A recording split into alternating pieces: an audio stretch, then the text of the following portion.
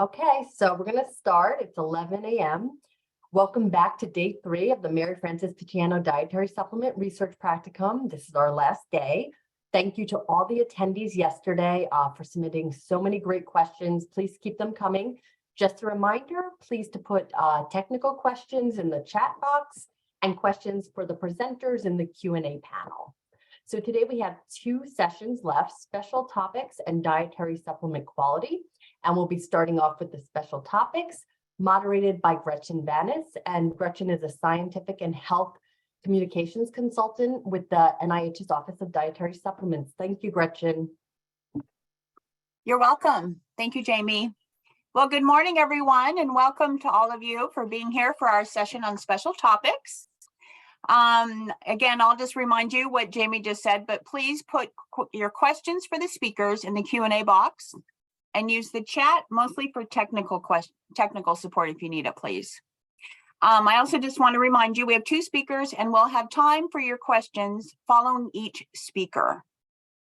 And we're not going to take time to go in depth about introducing each speaker today, but you can learn more about them and see their bios on the speaker information page on the Practicum website. So, okay, well, let's get going. Our first speaker is Carol Haggans. Carol is a scientific and health communications consultant at the Office of Dietary Supplements and will be speaking to us today about dietary supplements, lessons learned from COVID-19. It is my pleasure to introduce Carol. Okay, thank you, Gretchen. Welcome. It's wonderful to be here. Welcome to everybody in attendance. Let me go ahead and share my screen. And let me know if that goes through okay. Yes. How does that look? Looks okay. Great. Great. All right. Yeah. Thank you again, Gretchen, and hello, everybody. So my talk sort of relates to the new normal that we are all experiencing, meeting remotely or in a hybrid format instead of in a conference room. Of course, the COVID-19 public health emergency has ended, but some of the changes to the way we work have remained.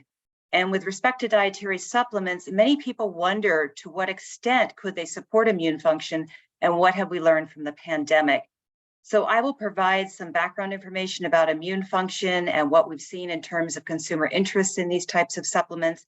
And then I'll go into detail about some of the studies that have been completed for certain ingredients.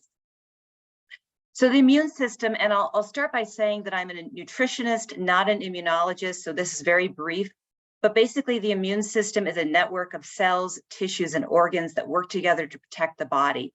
It's comprised of innate responses, which are the first line of defense, and adaptive responses, which become engaged later. And the innate system includes physical barriers, like the skin and the gut epithelium, that help protect and prevent pathogens from entering the body. It also includes leukocytes, which are white blood cells.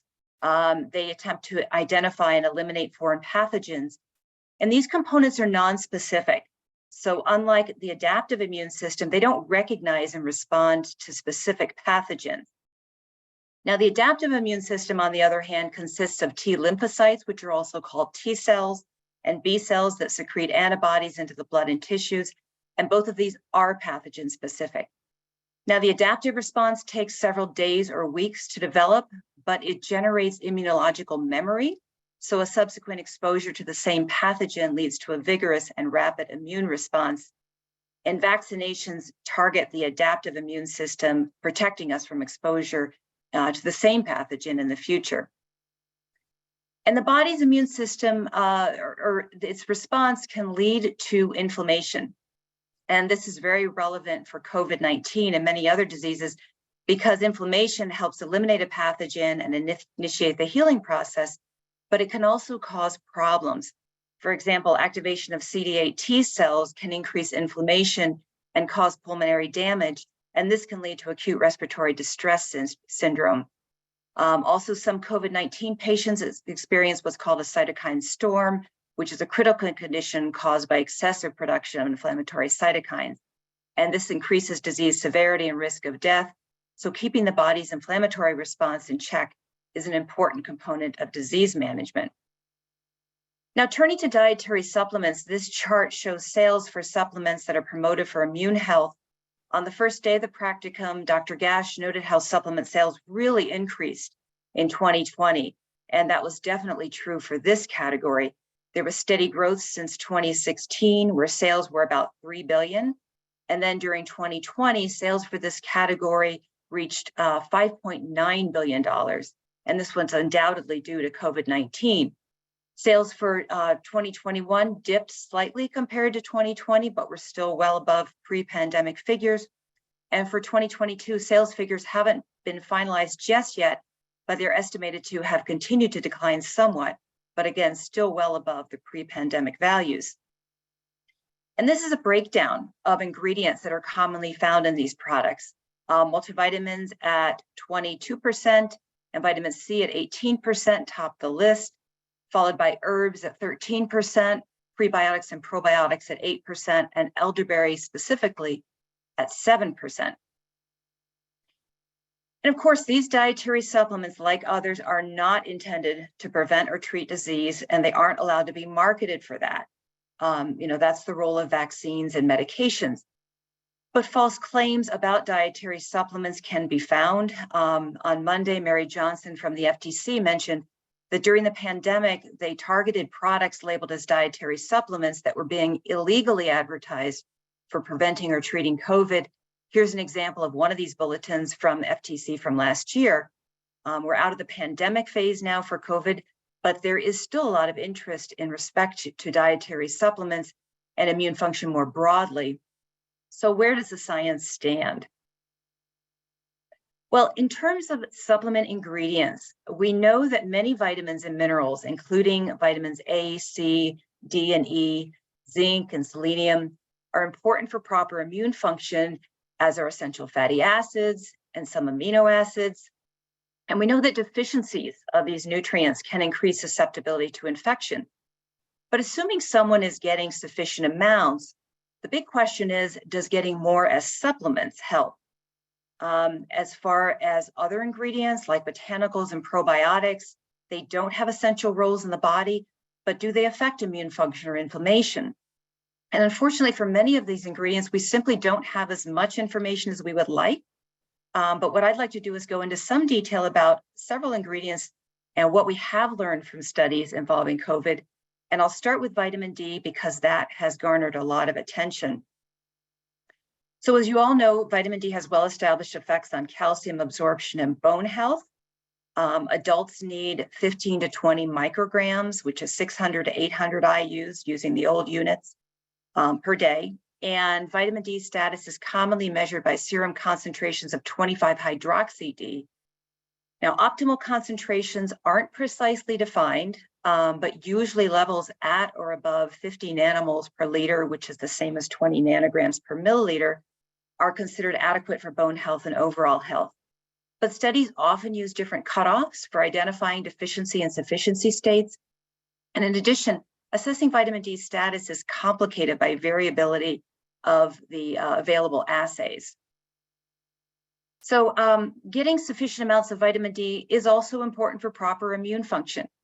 It might lower viral replication rates, suppress inflammation, and increase levels of T regulatory cells and their activity. Vitamin D deficiency can increase the body's susceptibility to infection, and many studies have examined whether supplementation helps reduce the risk of respiratory tract infections. So findings from these supplementation studies have been mixed, and they're complicated by widely differing doses and administration schedules, as well as baseline vitamin D status in differing populations. But overall, the evidence suggests that supplementation might have some very modest effects. There was a 2021 meta-analysis published in Lancet Diabetes and Endocrinology. It examined the effects of vitamin D supplementation on the risk of acute respiratory infections, and it included 46 RCTs and a total of a little over 75,000 subjects, children, adults, and older adults included. And the meta-analysis showed that vitamin D supplementation had a modest but statistically significant effect on the risk of developing one or more acute respiratory tract infections, which was the primary outcome. The pooled odds ratio was 0.92, so it was an 8% reduced risk. And there was a low risk of bias for all but 3 trials. Now, following this publication, there were a couple of negative trials that didn't find any benefits of vitamin D supplementation. So as I said, the relationship is still a little unclear, but there might be something there. As far as COVID is concerned, toward the start of the pandemic, many scientists and health professionals recommended increased vitamin D intakes. Here's an open letter that was signed by more than 200 scientists and doctors recommending that adults increase vitamin D intakes, and that those with low levels or those who haven't had their levels tested take vitamin D supplements. But of course, this was very early in the pandemic, and the important question is, what does the science say, and what have we learned since then? Well, many, but not all, but many observational studies do show associations between lower vitamin D concentration or vitamin D deficiency and higher risk of COVID-19, as well as severity of disease. And I should note that many of these studies, like this one, were conducted before vaccines were developed. Here's a study from Spain. It examined 25-hydroxy-D levels in hospitalized patients with COVID. Those are depicted by the bars in black. And it compared them with healthy or with levels in healthy controls. And they found lower levels in the patients with COVID-19 compared with controls. And they also found higher rates of vitamin D deficiency in the patients with COVID-19. There was a study in China that examined 25-hydroxy-D concentrations, and it also found significantly lower concentrations in the patients with COVID than in controls. And the results showed that vitamin D deficiency was associated with more severe disease. There was a systematic review and meta-analysis of 13 observational studies and over 14,000 participants that examined associations between vitamin D levels and the incidence of COVID. It found that low serum levels are significantly associated with the risk of infection. So this suggests that if someone has low vitamin D levels, they might be more likely to get COVID. As I mentioned, there's similar research showing associations between low vitamin D status and more severe disease. But of course, these are observational studies, so they do constitute a signal, but they can't prove cause and effect. And there are some other important considerations when analyzing correlations with vitamin D levels. First, it's important to consider when the vitamin D levels were measured in order to rule out reverse causality, meaning that the disease might have caused the low vitamin D levels. In this study from the Netherlands, there were healthy male volunteers that received a bolus of E. coli-derived lipopolysaccharide, followed by a continuous infusion for 3 hours in order to induce systemic inflammation. And vitamin D levels were measured simultaneously. So this chart shows that as plasma cytokines increased to a peak at 3 hours, vitamin D levels decreased significantly. Now this makes sense because vitamin D is a negative acute phase reactant, so vitamin D levels decrease in response to inflammation. And of course, we know that systemic inflammation occurs in COVID-19.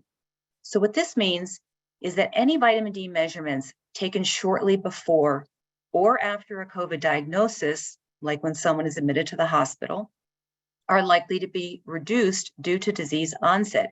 So you really need to consider vitamin D levels before someone comes down with COVID or another illness. Now, it's also important to consider confounders such as obesity and race.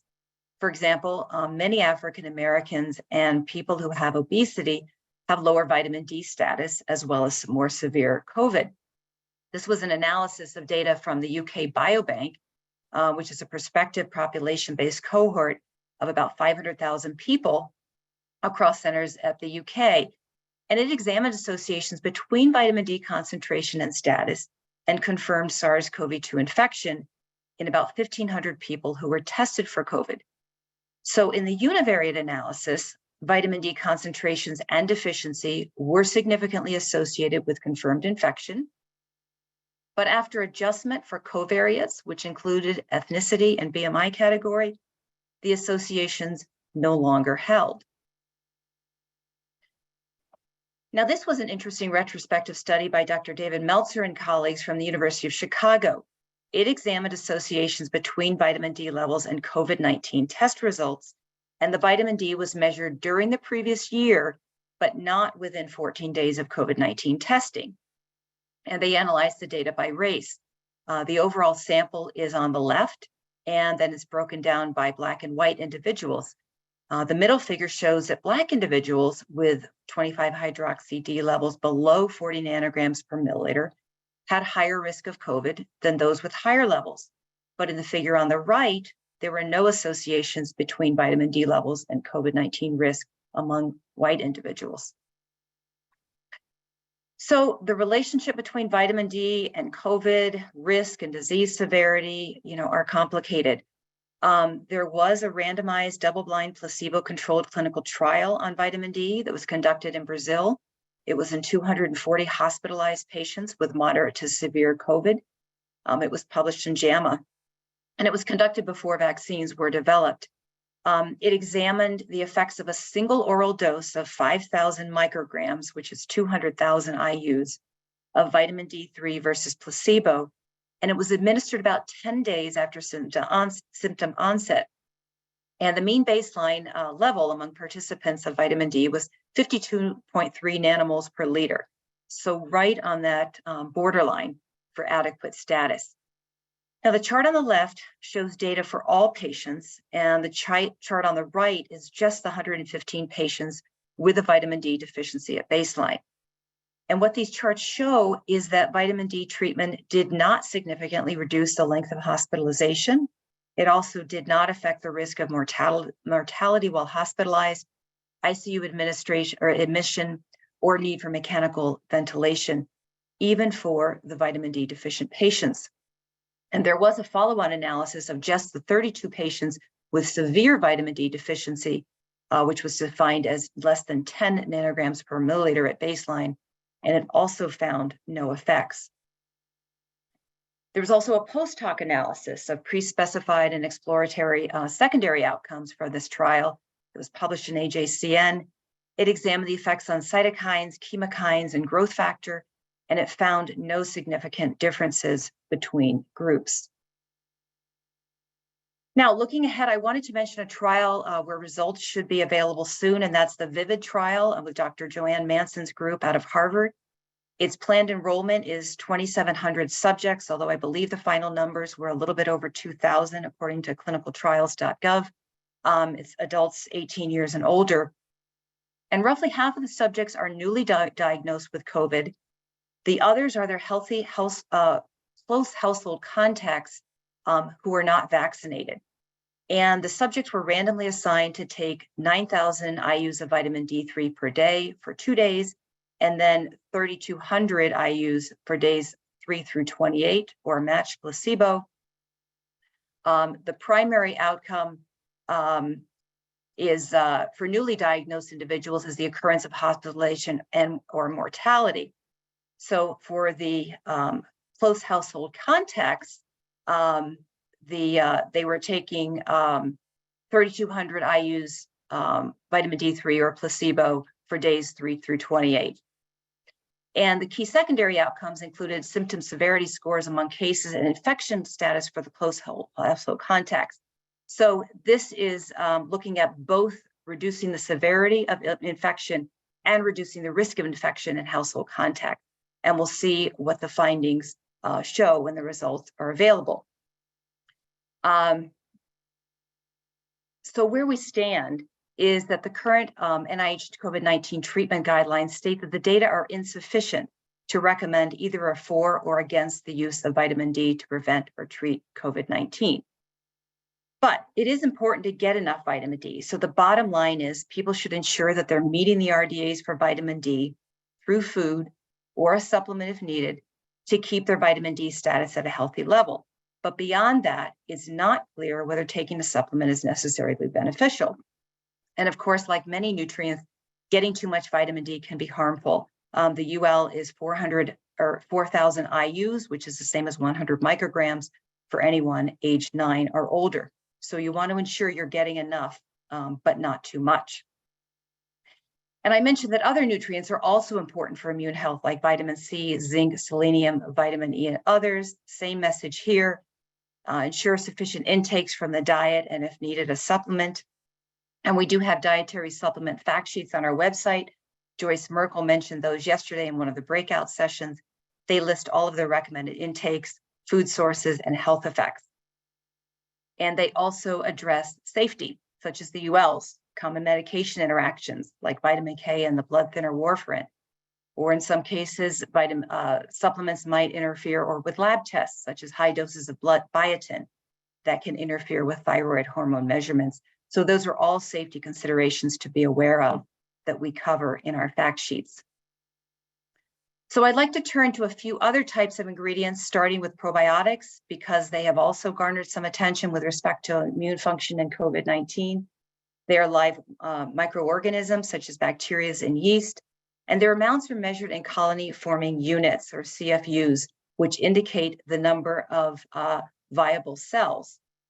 Common amounts vary, but they're on the order of 1 billion or 10 billion CFUs. And probiotics act mainly in the gastrointestinal tract, where they might improve immune function. Now, one important consideration for probiotics is that research findings for one variety or strain can't be extrapolated to others, and this can make it difficult to compare or combine the results from different studies. But in general, probiotics do have a very good safety profile for healthy people. So probiotics have been examined for both diarrhea and respiratory illnesses. For infectious diarrhea in children, some earlier studies looked promising, but results from recent studies have been conflicting. A 2020 Cochrane review concluded that probiotics do not appear to affect the risk of acute diarrhea that lasts 48 hours or longer. For gastroenteritis, a recent position paper from SFAN made weak recommendations for certain strains, but also noted that some strains have not been shown to be effective, so they recommend against them, not for safety concerns, but just because they don't appear to be helpful. As far as respiratory tract infections, several systematic reviews and meta-analyses found that probiotics appear to have beneficial effects on some, but not all outcomes, and they might benefit patients with ventilator-associated pneumonia. But there is significant trial heterogeneity, which limits the strength of the findings. So what about COVID? Well, there have been a few small human studies of varying quality, and that's important to keep in mind, varying quality. Here is one of them. It was conducted in 200 adults hospitalized with COVID and pneumonia. All patients received medications, and 99 received a probiotic 3 times a day for up to 14 days. The other patients did not. There was no placebo, just a control group. And these are the results for survival, which was one of the main outcomes. On the left is all patients. The middle is just patients with cardiovascular disease, and the right is patients with diabetes. And the dotted lines are those who received the probiotics, and the solid lines are those who didn't, which was the control group. Again, no placebo control. And what these figures show is that there were no significant differences. There were also no significant differences on duration of disease, hospital length of stay, rates of ICU admission, need for mechanical ventilation or oxygen support, or liver injury or changes in inflammatory biomarkers. Now here's another one. It was a randomized placebo-controlled trial in Spain. This was in 300 adults aged 18 to 60 with symptomatic COVID, but who were not hospitalized. They had a median time from first symptoms to study inclusion of 4 days, and they took either a probiotic formulation or placebo for 30 days, and the subjects were recruited during 2020, so this was before vaccinations were available.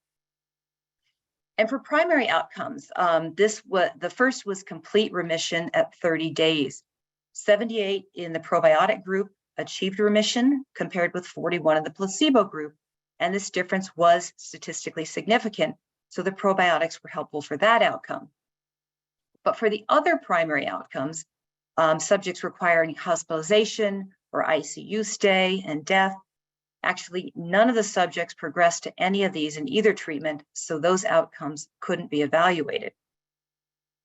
For secondary outcomes, viral load and chest X-ray score, which was among patients who had displayed lung infiltrates, compared with placebos, probiotics did significantly reduce viral load at days 15 and 30, and they also improved chest X-ray score, indicating less severe lung infiltrates. Patients with probiotics also self-reported significantly fewer days of symptoms. So what can happen among studies is that we often see conflicting findings. Now, obviously, the trial designs and outcomes are often very different, as is the quality of trials, and those are all important considerations when evaluating the strength of the findings. And of course, with probiotics, you have the additional consideration of such a wide variety of product formulations, so we can't form any definitive conclusions at this time.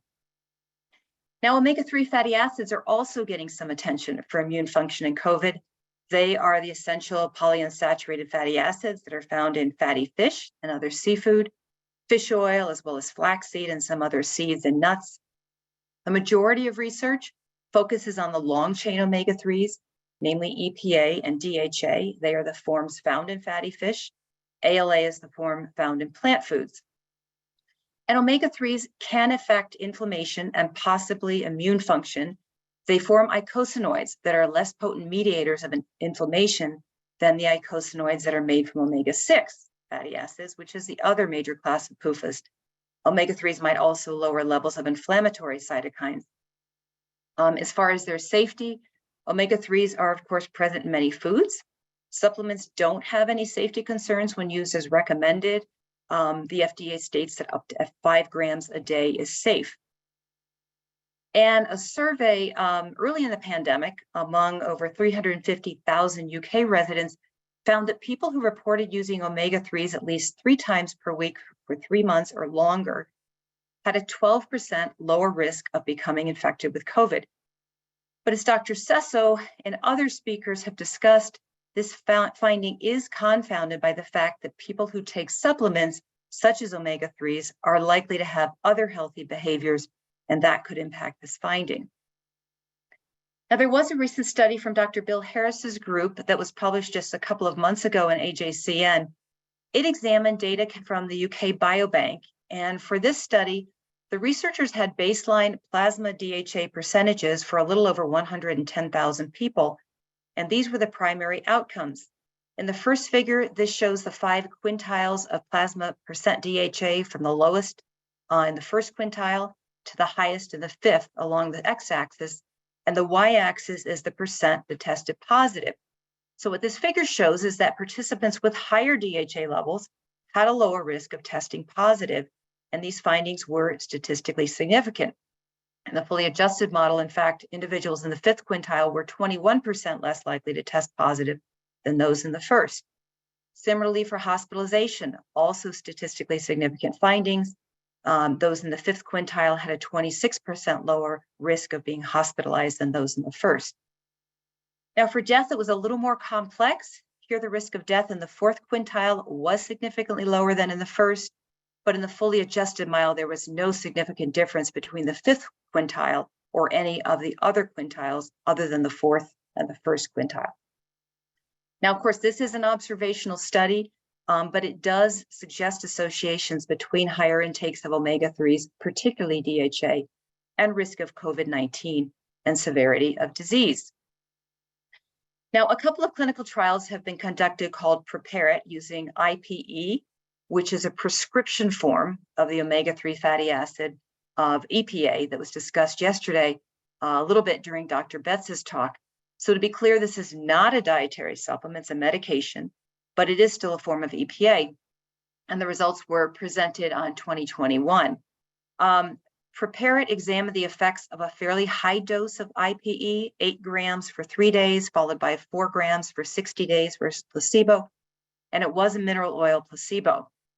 And it was in healthy adults who didn't have any known prior SARS-CoV-2 infection or vaccination, in order to see if the supplements affected infection rates, and there was no statistically significant effect. Now, Prepare It 2 was conducted in adults with a positive COVID-19 diagnosis, similar dosing regimen, but only for 28 days, and it was versus a mineral oil placebo. And there was a trend for improvement, but the IPE had no statistically significant effect on hospitalization or death, although the researchers noted that the study was underpowered and recommended further research.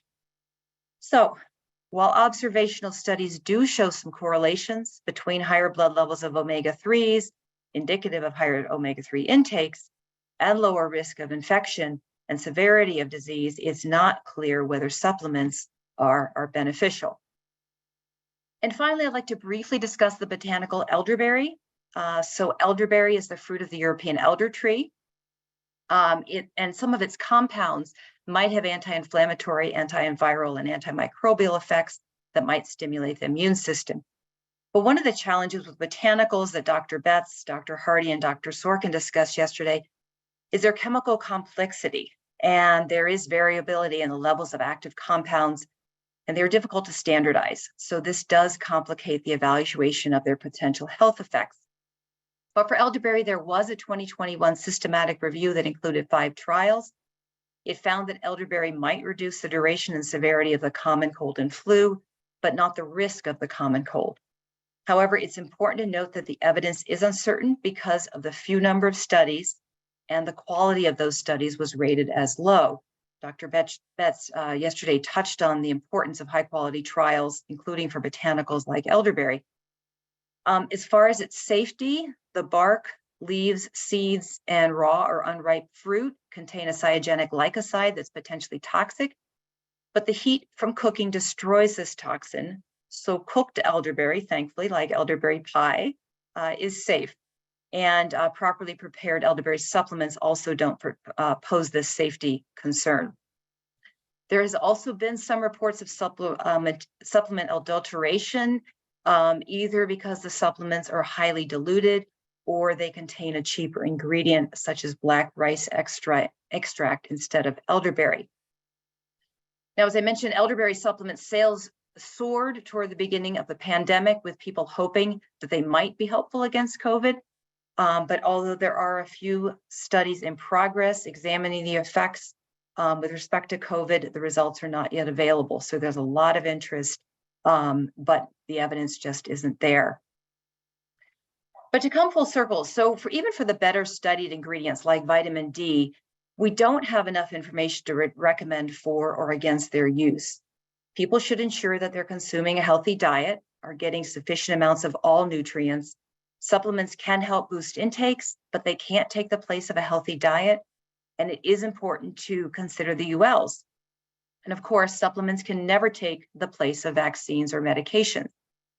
For non-nutrient supplements like herbs and probiotics, the evidence is even less conclusive. And for some of these ingredients, their safety is less well studied. Certainly, we know less about safety than for vitamins and minerals and other nutrients.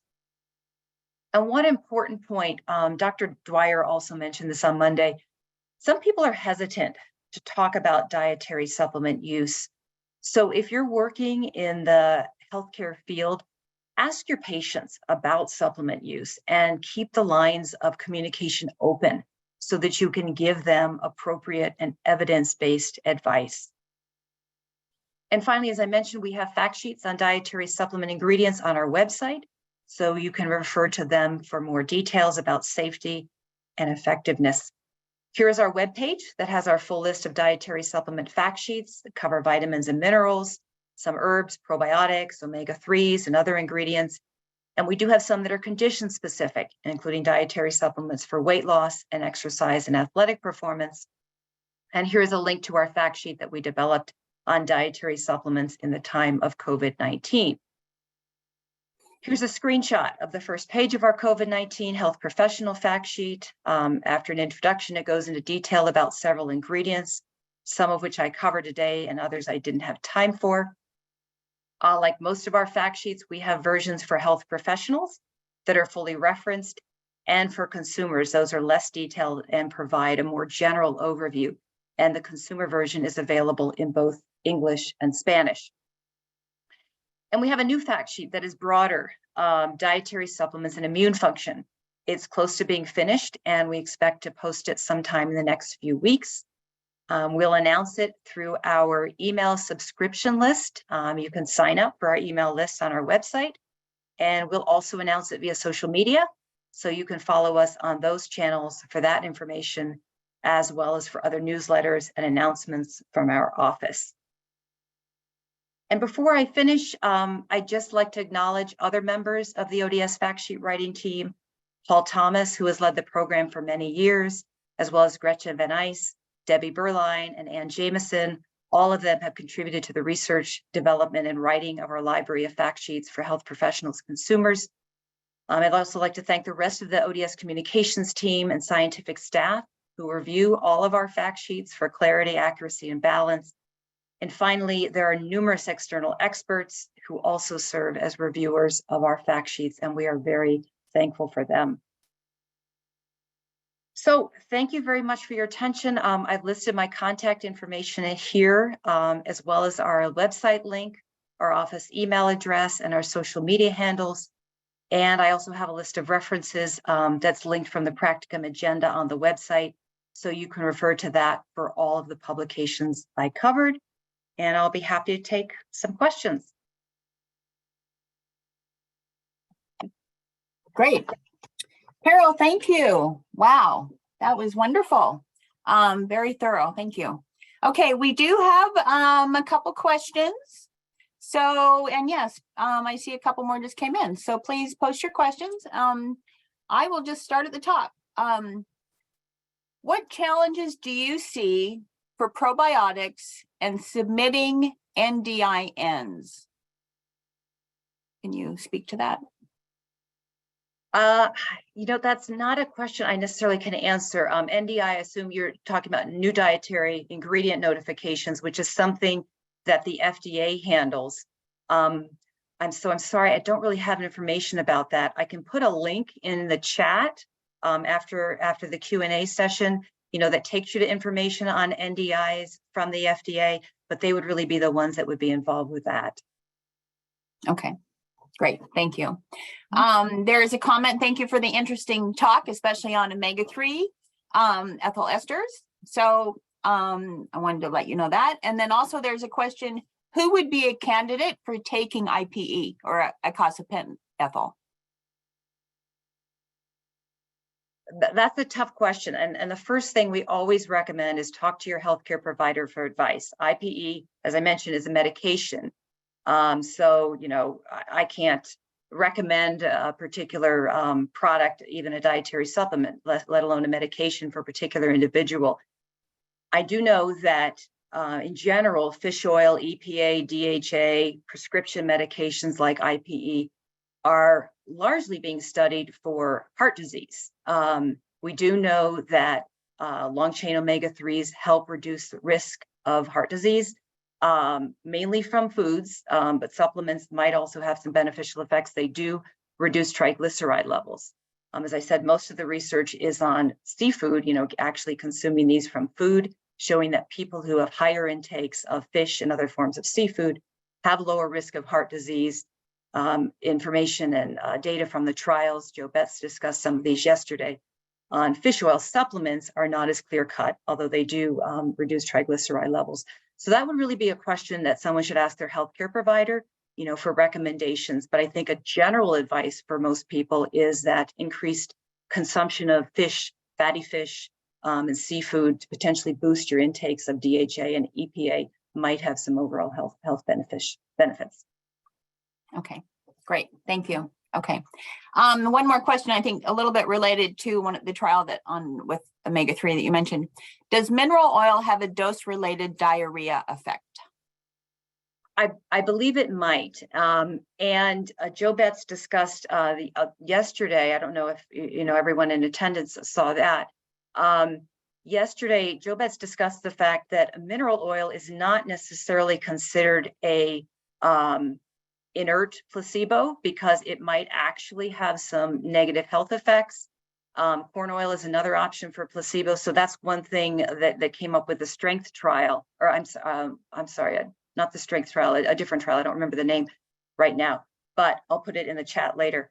That fact that if there's a mineral oil placebo, that can actually potentially cause detrimental effects. So I believe it was a study with IPE, not the strength trial, that I believe used a corn oil placebo, a study with IPE looking at heart disease that found some beneficial effects, but the placebo was mineral oil. And so that was a concern that some people raised in terms of the effects of that study. Okay, great, thank you. Okay, here's a question. Thank you for the great talk. How does this translate to label claims?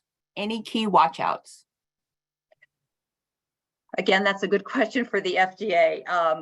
I do believe that the label claim, and don't quote me on this because I'm not part of the FDA, but I do believe that they're allowed to say that they support immune function or something, or support a healthy immune system.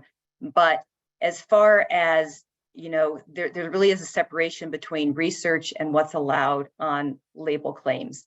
Dietary supplements are not intended to prevent or treat disease, and they are not allowed to be marketed.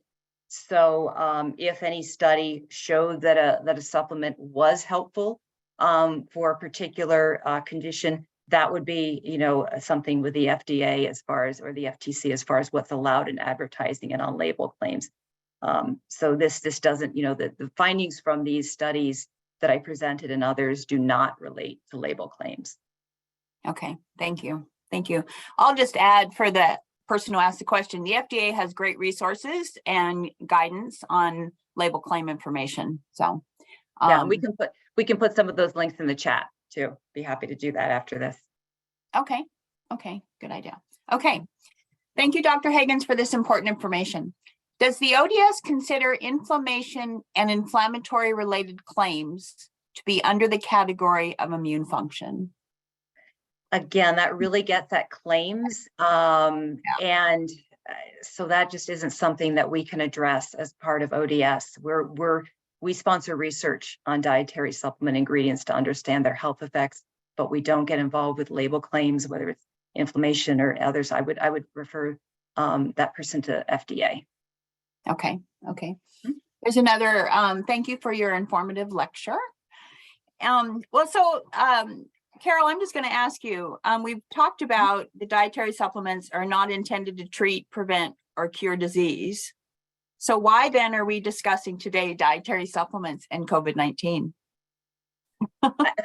I think that's an excellent question. And we wrestled with that early on, when the pandemic hit. The fact that, you've heard it many times, I've said it, they're not intended to prevent or treat diseases. They can't be marketed for that. They're intended to supplement the diet and support overall health. And as Dr. Betts noted yesterday, ODS doesn't support treatment research. But two things, early on in the pandemic, there were no vaccines, there were no treatments. People were looking for anything. As I showed in some early charts, sales increased at that time of dietary supplements because people were hoping they might find something that could, give them a little bit of an edge. And there was a lot of misinformation on social media, the internet, and we thought it was important to address that, not just leave a vacant hole, to do what was right for the public, to let them know where the science really does stand. And there were a lot of researchers at the time writing editorials. There was no evidence for COVID-19, obviously, very early in the pandemic. But I mentioned the group of scientists with vitamin D that recommended increased vitamin D intakes. There were researchers that were saying, hey, we know that some of these ingredients support immune health, so might they be something to look at for COVID? And we just thought it was important to get that information out there so that people knew where the science stood. And so that's why we developed the fact sheet on COVID-19 a few years ago, and now are developing one that's broader on immune function. Okay, wonderful. Okay, great. Thank you. Thank you. Now, a couple people have asked this question, so I'm going to ask you. We have about 2 or 3 minutes left before we move on to our next speaker. Vitamin C, zinc, echinacea, you haven't really mentioned. Right. Can you tell us a little bit more about any evidence for their use? Yeah, and that might take more than a few minutes, but vitamin C and zinc are often promoted for immune function. They are, as I showed it in a chart, popular supplements that people take in support of immune health. I didn't have time to cover them. For vitamin C, there is some evidence. There was a Cochrane review several years ago that found that taking vitamin C supplements like 200 milligrams a day or more did not affect the risk of getting the common cold in the general population, but it did among people exposed to extreme stress, like marathon runners, skiers, and soldiers. But that was for the common cold. For COVID, there was the COVID A to Z clinical trial that examined the effects of, it was 8,000 milligrams of ascorbic acid, vitamin C, and 50 milligrams of zinc or both for 10 days, along with standard of care, and none of the supplements shortened symptom duration.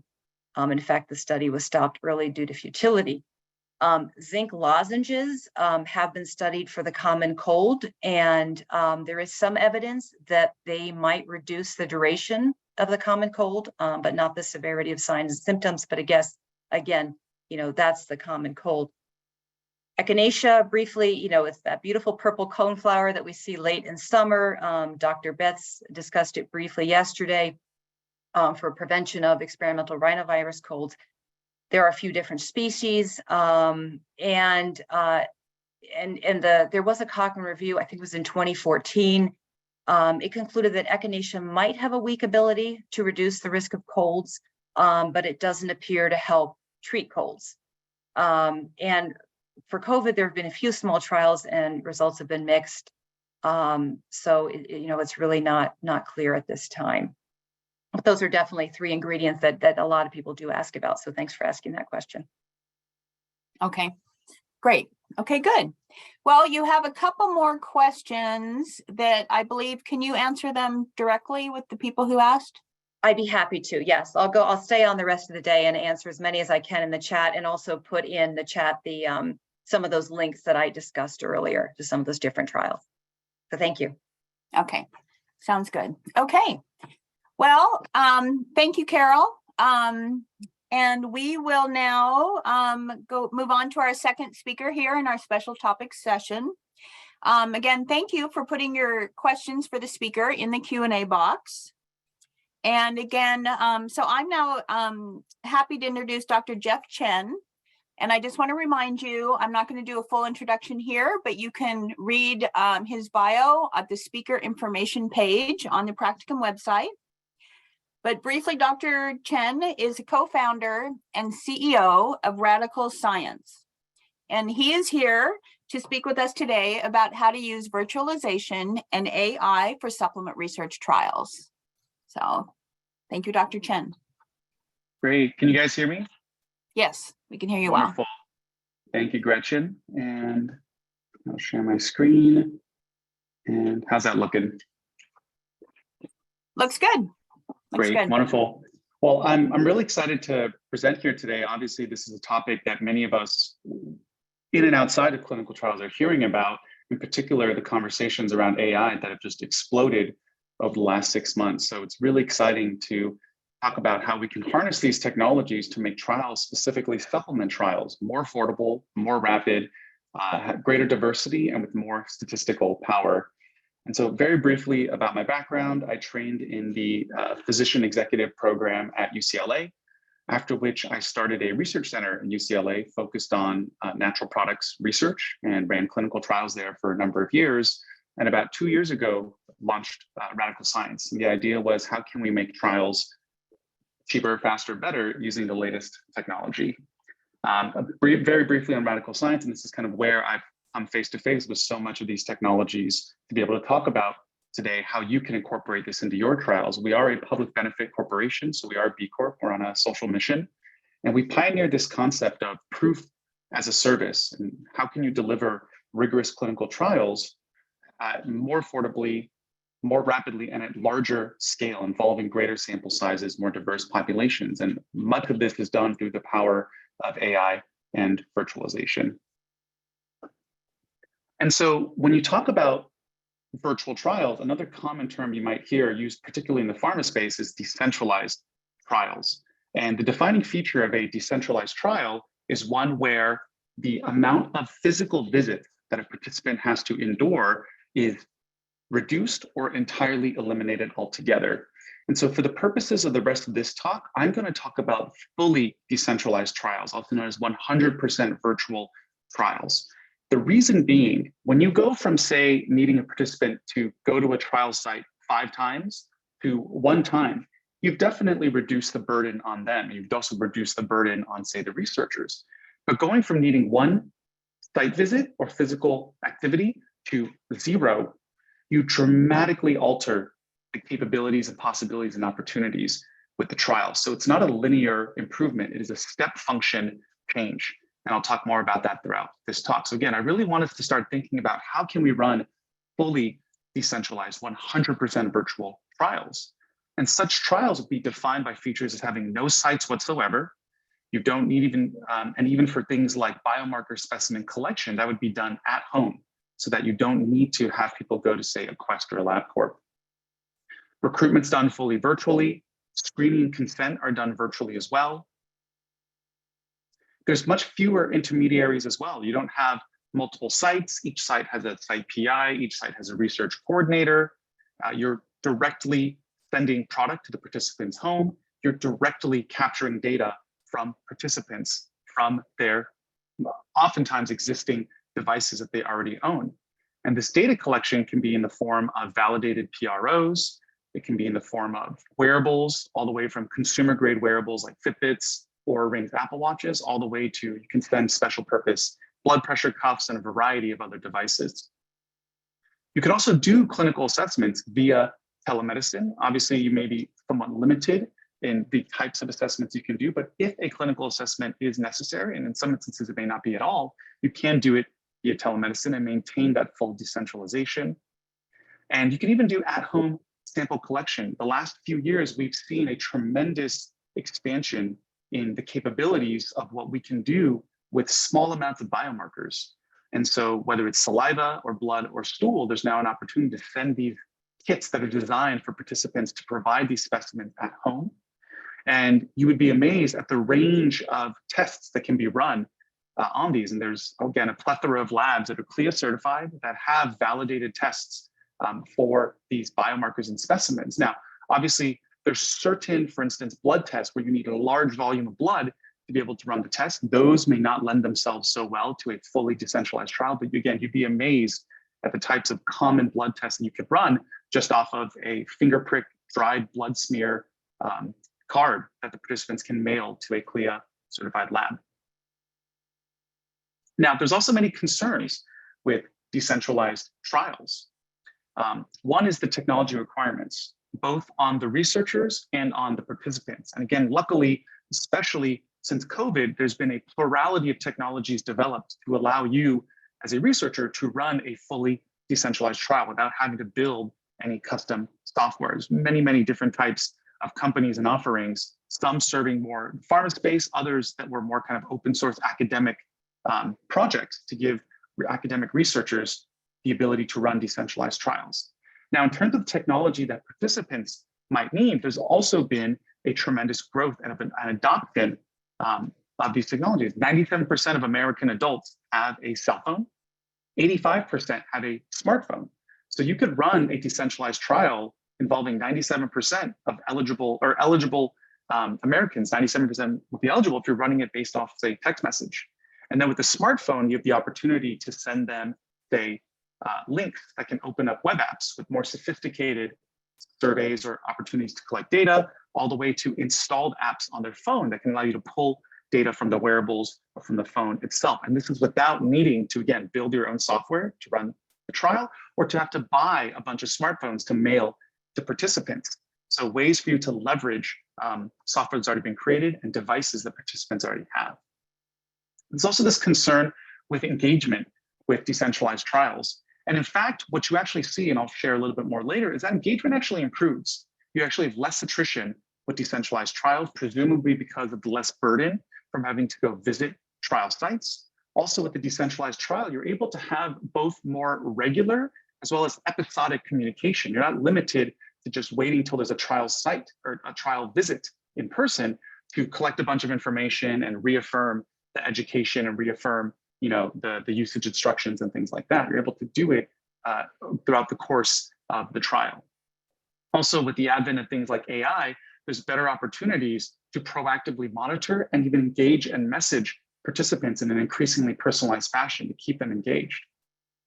There's also a concern with compliance with decentralized trials. And look, candidly, whether it's a site-based trial or a decentralized trial, if it involves take-home oral medication, which I would say a majority of all trials have involved, you kind of have to rely on the participant's self-report regarding usage and compliance. And again, the gold standard we use is intention to treat analysis, which basically in some ways kind of ignores whether or not they actually use the product as indicated. It just matters that you gave them the product and that the usage instructions were on the product. That was the intention to treat them, because in the real world, whether the drug is now FDA approved and available via prescription, or if it's a supplement, all you can really control is that they have the product and it has usage instructions on it. You can't actually control what they do with it. So with trials, you do an intention to treat analysis that, again, kind of ignores their actual usage. Nonetheless, it's important to collect their usage information. And with many site-based trials, you may have a situation where patients are sent home with a medication diary, and you don't know when they're filling it out. You don't know if they're struggling to remember what they did. Rather than filling it out in real time, they're sitting in the parking lot before a trial visit, filling out that medication diary. But with a decentralized trial, they don't have to remember to log their usage. You can remind them and alert them when it's time to answer a question about, say, consumption. They can provide that information in real time, and that data point is now timestamped, encoded, and it's immutable. It can't be retroactively changed, unlike a, say, medication diary, where they could fill it out all retroactively. So in some ways, you could have at least greater, more accurate capture of usage information with a decentralized trial. And potentially greater compliance too, through the ways that, again, you can engage and remind them to use the product, especially with some sort of AI layering as well. There's also concerns with decentralized trials as to outcome measurements, but like I mentioned before, you have the full suite of outcome measurements at your disposal, from PROs to biomarkers to telemedicine clinical assessments. In terms of the rigor and design of fully decentralized trials, you can maintain double-blind, randomized, placebo-controlled design. So you can maintain rigor, you can maintain gold standard design. And in fact, there's many ways that decentralized trials can have potentially more rigor and more statistical power that I'll talk about later. And lastly, questions around the data integrity. And this is where proponents of decentralized trials would also say, in some ways, you can actually have more, the data integrity can be higher with a decentralized trial. And that's because that data capture is coming directly from the participant. It's put directly into the database where it's timestamped. You have an IP address, and you can even have a information about the device that provided that data, versus, say, a site-based trial where you have multiple different sites, you have multiple different personnel at the sites. They are collecting information on pen and paper in a case report form that then someone transcribed and puts into a computer. So there's more handoff, there's more intermediaries, there's more room for error as opposed to a decentralized trial. Now, pharma has already adopted decentralized trials, especially, again, with the wave of COVID trials that happened in the last several years. And both academic studies, for instance, done at Tufts, they have a center for researching drug development costs. You're seeing that in pharma decentralized trials that they're having improved speed, they're having decreased costs, largely through the improved speed, because again, one extra day in some of these IND pharma trials could be millions of dollars for each extra day that the trial's running. And they actually have lower attrition and improved engagement. And again, presumably it's through the decreased burden that's placed on participants when they have to travel to a physical site. And these decentralized trials being used by pharma are standing up to the scrutiny and rigor of the investigational new drug process by the FDA. So certainly they can be done with supplements as well. Speaking of decentralized trials with supplements, I've yet to be able to find studies that are directly comparing the cost and speed of supplement trials when done site-based versus decentralized. If anyone's aware of those, I'd be very curious to know. I've been hunting for them and I haven't found them. But in many ways, decentralized trials, especially fully decentralized trials, they are particularly well suited for supplement research, and may even be better suited for supplement research than investigational new drug pharma trials. for many reasons, including the fact that these supplements already have an established safety record. And so you may not need the strict safety monitoring that you might need in, say, a phase 1 pharma study, where we're still trying to establish first-in-human safety data. Supplements are arguably used by a much wider and diverse population than many prescription drugs. And so if you're going to run a supplement study and you want the data to be generalized to the consumers who are actually going to be using it in the real world, you're going to want a diverse, broad population reflected in your study. And that's just much harder to achieve with site-based trials. It's much easier with decentralized trials. I'll talk more about that later. Supplements are often consumed with no medical supervision, and they may be consumed in a manner that is less consistent than, say, a prescription drug, where you have strict usage instructions and you have medical supervision. Therefore, in a decentralized trial where you may not have a strict medical supervision, the data from that trial may actually be, again, more reflective, accurate, and generalizable to the real world usage of a supplement in the real world, which is there's no medical supervision. It may not be as strictly monitored. Often supplement companies that are doing studies, they would want to study non-disease populations in their trial so that they can get a structure function claim that can be made. If you were to do a disease population, you're going to trigger an investigation on your drug, as well as the data from that diseased population trial. Even if your supplement showed benefits, you can't use that in a structure function claim. Structure function claims cannot involve disease populations. It cannot involve disease states. So again, with a decentralized trial involving a broad, healthy, non-disease population, lends itself particularly well for supplements. Supplement companies may also desire functional outcomes and claims. For example, they may recognize that consumers are not necessarily looking for a supplement that's been clinically proven to lower their stress, lower their cortisol levels. They may be looking for a supplement that's clinically shown to improve their stress, feelings of stress. And so these functional outcome measures are often the compelling reasons that consumers are buying supplements. And so for a supplements company that may be sponsoring a trial, a decentralized trial is particularly well suited to capture these functional outcome measures through these patient-reported outcomes. And again, for many of the reasons that consumers are buying supplements, they want better sleep quality, they want better energy, they want less stress. These are really well assessed, and it may even be the gold standard to assess these through validated patient-reported outcome measures to enable the appropriate structure function claims, again, clinically shown to reduce stress, improve energy, et cetera. You may also have smaller budgets when it comes to supplement trials, and the cost savings with decentralized trials are certainly well suited for that. And there may be shorter timelines. Pharma is used to these 5, 10-year plus development cycles. They're very patient. They don't need to make any revenue. They have lots of money from investors, but for supplement companies, they can't wait 5, 10 years for a study to finish to be able to use those results to make a business decision or to make a structure function claim. And the speed that decentralized trials offers, again, are particularly well suited for that. So now I'll get into some specifics of how you can incorporate various elements of these technologies to reduce the cost of your trial. So it's a well-known fact that pharma trials are expensive. And if you look at your average phase 3 trial, it costs somewhere between $30,000 and $40,000 per participant. Now, obviously, supplement trials are generally cheaper than that per participant, but it's still a tremendous cost. And various studies have identified that some of the common cost drivers of these site-based trials, a major cost driver is recruitment.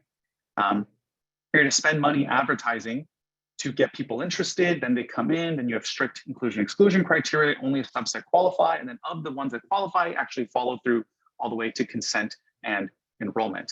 And when you have a site-based trial, you are instantly limited in geography to the eligible pool of participants. A vast majority of all participants in site-based trials live within 50 miles of the trial site. And so talk about the eligible pool of people is already so limited. It's people who are within driving sight of your trial. So when you have a site-based trial, you're instantly limited in your recruitment pool. That's going to drive cost as well. You have to spend more money advertising to get to the desired target enrollees. There's also overhead for the sites. Again, each site has not just the facilities itself, the building, the utilities, et cetera, the rent, You also have a site-specific PI, a research coordinator on site. You need computers for each site, equipment for each site.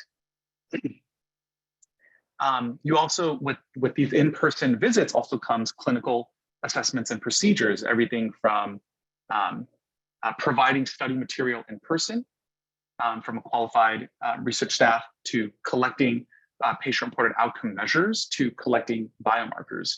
All of that involves relatively expensive personnel. These are healthcare providers, or these are trained research personnel. And again, you need them for each site. Also, the process of monitoring, whether you're monitoring for usage, checking in on side effects, making sure that they're going to come in for their appointment, even just scheduling the appointments, whether scheduling appointments for a screening visit, scheduling appointments to receive study medication, scheduling appointments to receive product. All of this is very laborious and logistically complicated to do. It involves a lot of administrative tasks and personnel.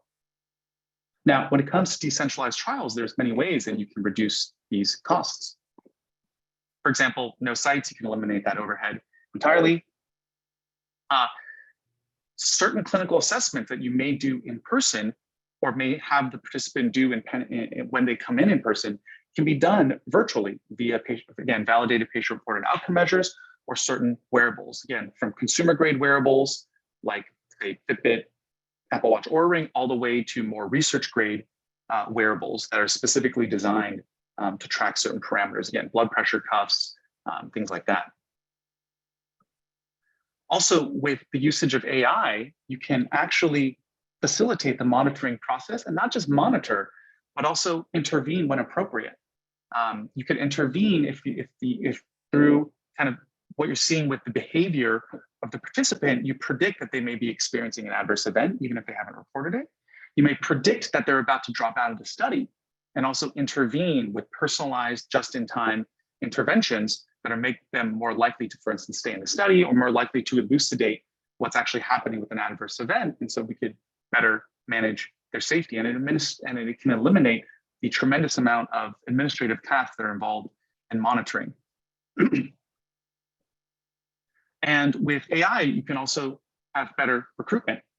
So for example, imagine there was a universe where you could target your recruitment advertising or even target your pre-screening to select for participants that are predicted to have lower attrition rates or predicted to have a smaller placebo response. And it's only those individuals that are then invited to actually screen through the official inclusion-exclusion criteria of the study. And this is not based on demographics. This would largely be based on a combination of many variables, including psychology and behavior as well. It's really it's a multivariate thing. And so it's another way that you could be using AI to facilitate the recruitment process, thus lowering the total amount of ads you need to spend, or lowering the total cost of recruitment at all, because you're having better attrition lower attrition, for example. All right, how can we now use these technologies to improve the speed of these trials?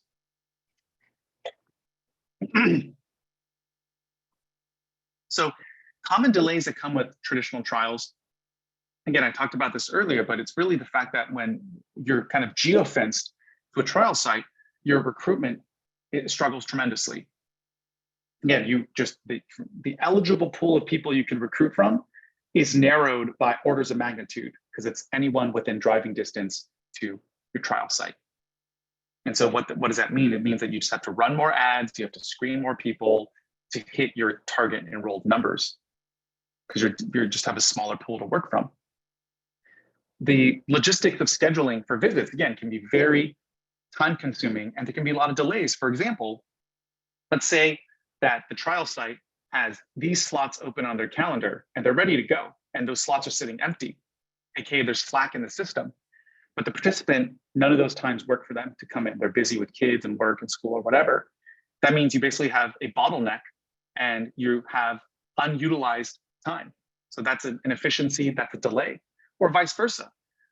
The participant is ready to go this week for a screening visit, but the trial site is full, their calendar is full. Well, that's a delay right there. There's a bottleneck in the system there, and it's going to cause a delay as well. There's also attrition that you get again, with trial sites, the burden of physically going to a trial site. And if you have greater attrition to the point where the study is losing power, many trials have designs that will allow them to go and reopen up recruitment to get more people in, to get more completers to maintain that power. And that's going to delay the study. That's going to delay closeout and completion as well. And so how can decentralized trials support that and improve the speed? Well, certainly the second you go, and especially a fully decentralized trial, the second that happens, your eligible pool of participants has expanded by orders of magnitude. And so the odds of you finding someone that fit your exclusion-inclusion criteria and that are interested go up dramatically as well. And you can just achieve your recruitment goals that much faster.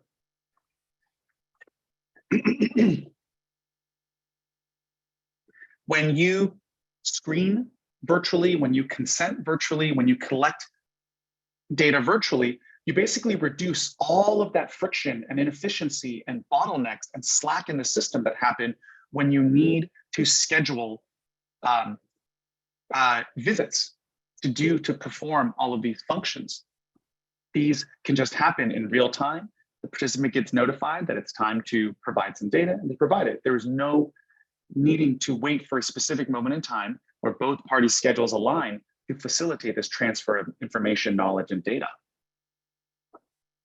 And again, when you eliminate the burden of physical visits, you generally reduce attrition, which means you're more likely to maintain power throughout the study, which means you are less likely to need to open up recruitment again to get more participants in, faster completion, faster closeout to your study.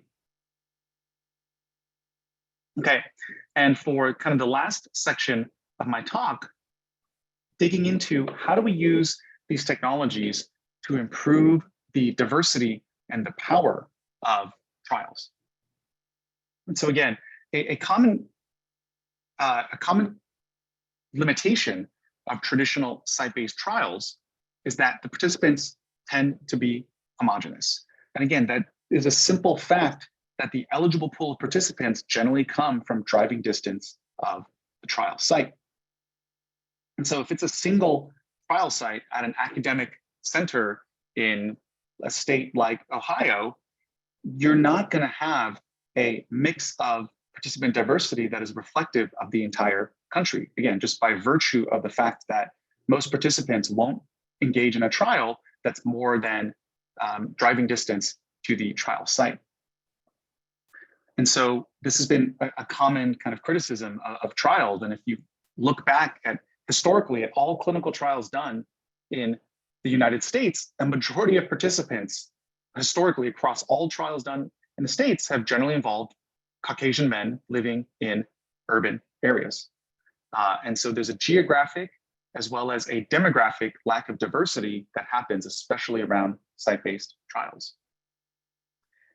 Again, with site-based trials, you generally have higher costs. And if you, given the same fixed budget with the higher costs associated with the site-based trial, that may lead you to have a smaller sample size. And you simply will just have less power to detect an effect, or less, you'll only be powered to detect, for instance, large effects. And again, if you have, on top of already having a small sample size to begin with, if you have attrition due to the burden from having to visit the site, you'll have even less statistical power at the end of your study. And so the traditional site-based trial model has some inherent limitations when it comes to diversity and generalizability, as well as scalability and the power and the ability to detect small effects and the ability to detect effects that are and declare them statistically significant, all of which are important, especially for supplement trials, which again are used by a diverse population, and you want that diversity reflected in studies on supplements. Now, when it comes to decentralized trials, you can see significant opportunities to gain improvements in these areas. So again, with virtualization, you can now, basically anyone in the country that has a postal address that you can mail product to and has some sort of a device that you can either send text messages to all the way to potentially a smartphone that you could send links to, can now participate in your study. And so you've expanded the pool, again, orders and orders of magnitude beyond what might otherwise be involved in a traditional site-based trial. Geographic diversity, gender diversity, ethnic diversity, but also think about lifestyle, environmental exposures, all these variables that you can now incorporate and have reflected in the trial so that it's more generalizable and more able to approximate the real-world effects of the intervention. The lower burden involved with decentralized trials also means that there's less likely to be attrition, which means you'll have better statistical power and just simply better odds of having the intervention be placebo with statistical significance. Again, larger sample size or larger maintenance of the sample size, better power, better odds of detecting the intervention beating placebo with statistical significance. And speaking of the burden that's placed on participants, you often wonder with site-based trials, if you're a single mom with kids, how are you going to participate in a clinical trial? If you're mobility impaired, if you live in a rural area, if you're a night worker and you're sleeping during the day, you're not going to make an appointment during the day to go visit a site. Or let's say you have had a particularly bad experience with the healthcare system, whether historically, if you are a minority, or maybe in particular, in your particular case, you had a bad experience with the healthcare system, the notion of going to a healthcare system is even enough to keep you out of a trial. And so again, with the fully decentralized model, going from not just reducing the amount of visits needed to some sort of a medical facility, but eliminating entirely, it's a step function change in the types of people who can now be in your study. And lastly, the lower cost of decentralized trials lets you up the sample size, again, given the same fixed budget. And now you have more power to detect small effects. You have better odds of having the intervention be placebo with statistical significance, and not just for the primary outcome, but for the secondary outcome as well. And again, for a supplement study where the supplement may not be that well understood, it may have a plethora of different outcomes and effects. With a larger study, you are more likely to have even your secondary outcomes have statistical significance. And so being able to take a study that otherwise would have failed at the primary and failed at the additional outcomes because it simply wasn't powered enough, now may potentially there's situations where the product maybe didn't work for the primary outcome, but it happened to also to be powered for the secondary outcome, which happened to outperform placebo in that secondary outcome. So still a result that can come from the study. And lastly, with the usage of AI on the larger data sets that decentralized trials provide, right? So with the decentralized trial, you have more opportunities to gather more data. You're not limited to this, periodic in-person visit where you're trying to capture as much data as possible. You can have data captured both continuously and episodically throughout the trial. And once you start to incorporate data from devices, there's an explosion in the amount of data that now needs to be analyzed. And so that's really where AI and machine learning can come in to do cluster analysis and have basically improved precision of the results. And so this is not even just simple subgroup analysis. Do men and women, are those relevant covariates for this outcome? Are they more or less likely to experience a benefit? But this is cluster analysis. It's a plurality of different behavioral demographic factors to say, hey, maybe it's women over 40 that have this particular type of lifestyle, this particular type of health status are more or less likely to benefit from a particular dose of a particular intervention. And that level of precision requires large data sets, and it requires machine learning models and clustering analysis to be applied to that data set. And both the larger data sets require or are often facilitated by a decentralized approach. And so I get really excited about this because really for the first time ever, you have this opportunity to generate tremendous amounts of proof on supplements and really make them turn them into something that healthcare providers will routinely recommend. It's trusted throughout the populace, and they can also over time be more personalized and precise. Again, speaking to what I was mentioning on my prior slide, the cluster analysis, the machine learning that you can apply to these larger data sets. And this was never possible before. You needed virtualization, you needed AI, you needed people to have smartphones, you needed good direct-to-consumer infrastructure. And so for the first time ever, this is now possible with supplements. And so, to kind of summarize the excitement that I and a lot of people in the field have is this notion that you can reimagine the approach to clinical trials, leveraging technology, AI, and virtualization. You can now easily prove the health effects of supplements, and these are non-prescription products that anyone can access. Just go to the grocery store and it's there. But what's largely been missing is rigorous large-scale proof, and in particular, precision levels of proof, where people can know that a product is not just in general likely to work, but it's likely to work for someone like them. So that gets me really excited, and other people in the field as well that run decentralized trials. This is a possibility that's only now available. And so with that, I'll open it up to questions. And also, here's my email. Happy to answer any questions that we can't get to today as a group. And thank you for your time and the opportunity. Great. Thank you, Jeff. That was a really nice overview and very informative. So thank you for that. We do have some questions, so I will just start at the top. Thank you, Dr. Chen, for sharing this information. I believe one of the largest concerns for decentralized trials is the collection of biospecimens that provide objective data. Are there validated at-home dried blood, spot, saliva, urine, et cetera, options for some studies to collect biological samples for decentralized studies?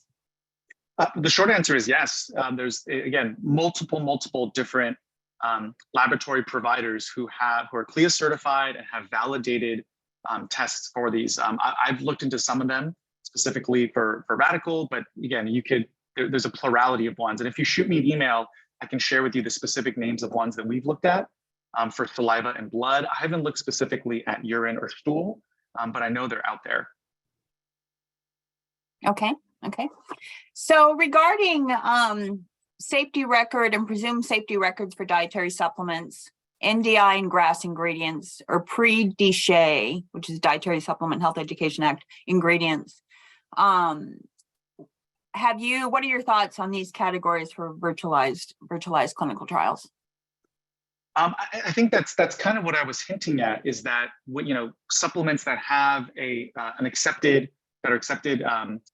that have accepted NDI applications or are recognized as GRAS or have self-affirmed to GRAS, they have a level of established safety that lends itself well to a decentralized trial where you may not have as strict safety monitoring as, say, a phase 1 pharma study. So that's kind of what I was suggesting.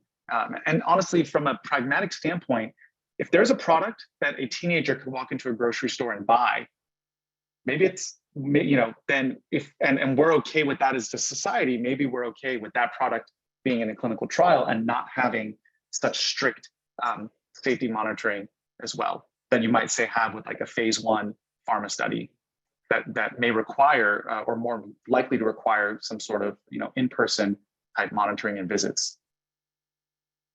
Okay, great, thank you.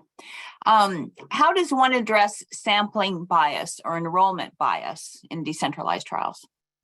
You're right that it's inherently there, but any kind of criticisms you have of the potential sampling bias of a decentralized trial, those in my mind are only amplified for a site-based trial, where again, you're limited to just recruiting people who are within driving distance, or you're limited to just recruiting people who happen to be patients of doctors that are involved in the recruitment network for your trial.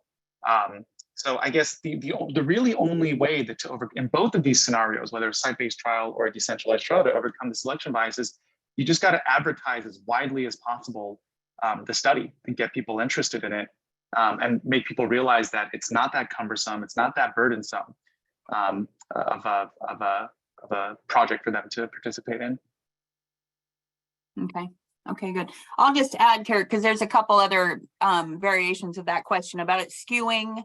Will it skew the age of participants due to reluctance of technology use by older adults? And will the approach limit participation of older adults who are less tech savvy, as well as those who are less literate individuals? So just. That is a valid concern. That is a valid concern. And I think that it's quite possible that people who are but again, if you go back to the amount of Americans that have a cell phone, I would say operating a cell phone, you have to have some base level of technology literacy. And so if you could boil down a decentralized trial to, at least at its simplest, just involve the collection of information over, honestly, just there's ways to do it over just simple text message. It's a possibility, but you're right. For older folks, especially those who may not have a cell phone, participation in decentralized trial is going to have limitations there. So that is a valid concern. Okay, great, thank you. Okay, so the lower barriers and lesser burden cost for participant and researchers is clear. How do you, quote, recruit to minimize placebo effect, unquote? Is that a representative dietary supplement consumer population? Is the online population representative of the generally boomer generation, typical dietary supplement consumer? Sure. So, yeah. So the example that I gave, that was probably the most theoretical example of how you might use AI. You would obviously need a large body of data to train the AI so that it can cluster and predict who are the types of people that may have, for instance, an increased placebo response. But what you could also do is specifically ensure that the AI is not basing that information on demographic variables. So it doesn't become discriminatory towards specific ages or genders or ethnicities. You can have it based on psychology and behavioral variables, and be able to predict who may or may not have high attrition, who may or may not have, for instance, a heightened placebo response. So from that standpoint, I'm not worried. There's ways that you can structure it so that it's not going to discriminate based on a demographic variable.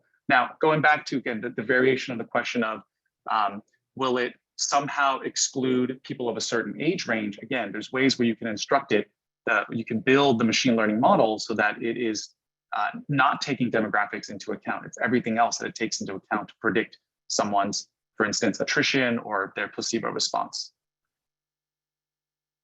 Okay. Okay, great. Thank you.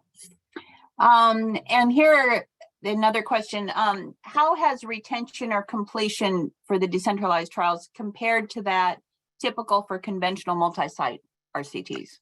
Yeah, again, there was a brilliant tough study that came out just a few months ago, dramatic improvements in retention in decentralized trials. And this wasn't even fully decentralized trials. It's just trials that had significant reductions in the amount of trial site visits, had improved retention and significantly less attrition. I can share, let's see, I think these slides will go out later. I cite that in my slides, but if you just Google tough study decentralized trial, you'll find, and they talk about, and you can find specific statistics on the cost savings, the time savings, and the improved retention in the studies. And again, these weren't even fully decentralized. They still involve some, these are more like hybrid. They still involve some in-person visits. And so you can imagine with full decentralization, you may have even better retention. There's even less burden placed.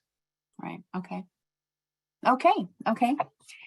Here's another question. Would any results from cluster analysis, et cetera, be post hoc and this hypothesis generating rather than hypothesis testing? 100%, yeah. So I wasn't trying to suggest that would be kind of the primary finding to hang your hat on. It would be hypothesis generating, and over time, it could eventually be kind of the one of the main things you may want to test in subsequent studies. But yes, this would be post hoc analysis. The primary outcome would still be, how is this product performing against, say, placebo? Are there relevant covariates on core demographics that might be predictive covariates? And then yes, the clustering analysis would definitely be post hoc. Okay, okay, good. I think we have, we're almost out of time, but I'm going to try to get in two more questions. Do you have any examples of actual trials using fully decentralized approach funded by NIH, pharma, or other sources? The short answer is yes. Again, if you shoot me an email, I can pull some of the studies that have been provided, but it is becoming increasingly common because, again, eliminating the need for any site at all does not just result in linear improvements in cost, speed, and diversity. It's a stepwise function. It's a fundamental shift. So if you shoot me an email, I can share those specifics with you, but I'm sure I can find examples both in pharma and in academic research that's been fully decentralized. Stuff funded specifically by NIH or the ODS, I'd have to dig a little deeper as to who actually funded some of those studies. Okay, great. And then there are a couple people have asked variations of this question. How is the real world evidence with decentralized trials different, and is it mostly semantics? It's a good point. When we talk about real world evidence, it's generally the term is generally applied to evidence collected outside of a clinical trial. So I'm not so much saying, and I may have minced my words, I'm not so much saying that decentralized trials generate real world evidence, because again, the definition of real world evidence is stuff that's sitting outside of clinical trials, EHRs, things like that. I'm saying that the data from decentralized trials may be more able to approximate and generalize to the real world effects of say supplements, given that supplements are used with less medical supervision and they're used by a much broader population. So if you can have a diverse population, you can structure the trial to be more representative and relevant to how people might use the product in the real world. The data from the trial may more be able to approximate real world effects. So it is a bit of semantics. Okay, great. Okay. Well, Dr. Chen, thank you for being here today. We are at time. There are a few more questions, and I believe I just want to say everyone Dr. Chen's email is here. You are welcome to contact him. Jeff, they've been kind of around using about getting IRB approval, any pitfalls, some of the things, different AI tools. So I think people can follow up with you directly on that. Shoot me an email. Happy to talk. Yeah. Okay. Well, thank you for being here today. And Thank you for having me, Gretchen. Yes, you're welcome. Yes. And I'm going to send you all back to Jaime. Thank you, Gretchen. Thank you, Dr. Chen. That was a great talk. We have tons of questions still, so we could also send them to you and get back to some of the participants with the answers. We're going to go now on a 15-minute break. Well, actually 14. So please come back at 12:45 and we'll start our last session of the day, dietary supplement quality. Okay, see you guys back in 15 minutes. 12.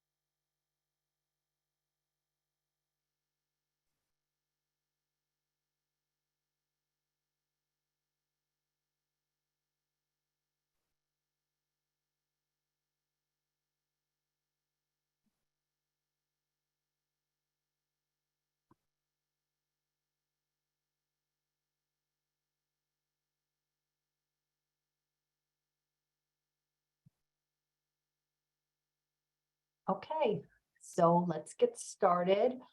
Welcome to the final session of the day, Dietary Supplement Quality.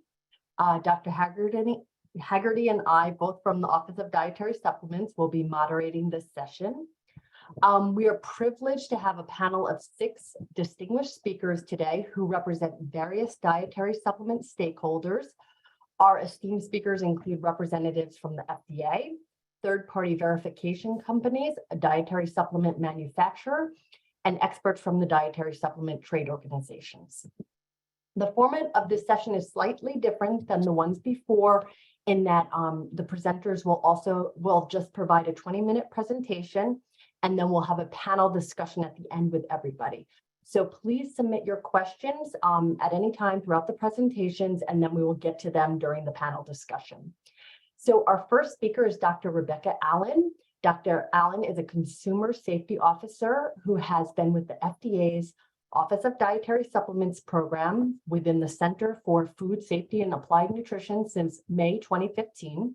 Her work focuses on ensuring dietary supplement quality and safety as a subject matter expert on current good manufacturing practices. So today, Dr. Allen will be telling us all about CGMPs for dietary supplements. Welcome, Dr. Allen. Thank you, Jaime. Let me get my screen share here.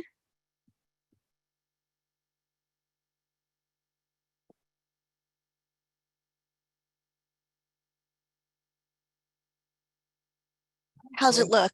Great. Okay, wonderful. Good afternoon, everyone. It's an honor to speak with you today at this practicum. My name is Rebecca Allen, and I am representing the FDA's Office of Dietary Supplement Programs. Today, I am going to discuss the current good manufacturing process regulations for dietary supplements.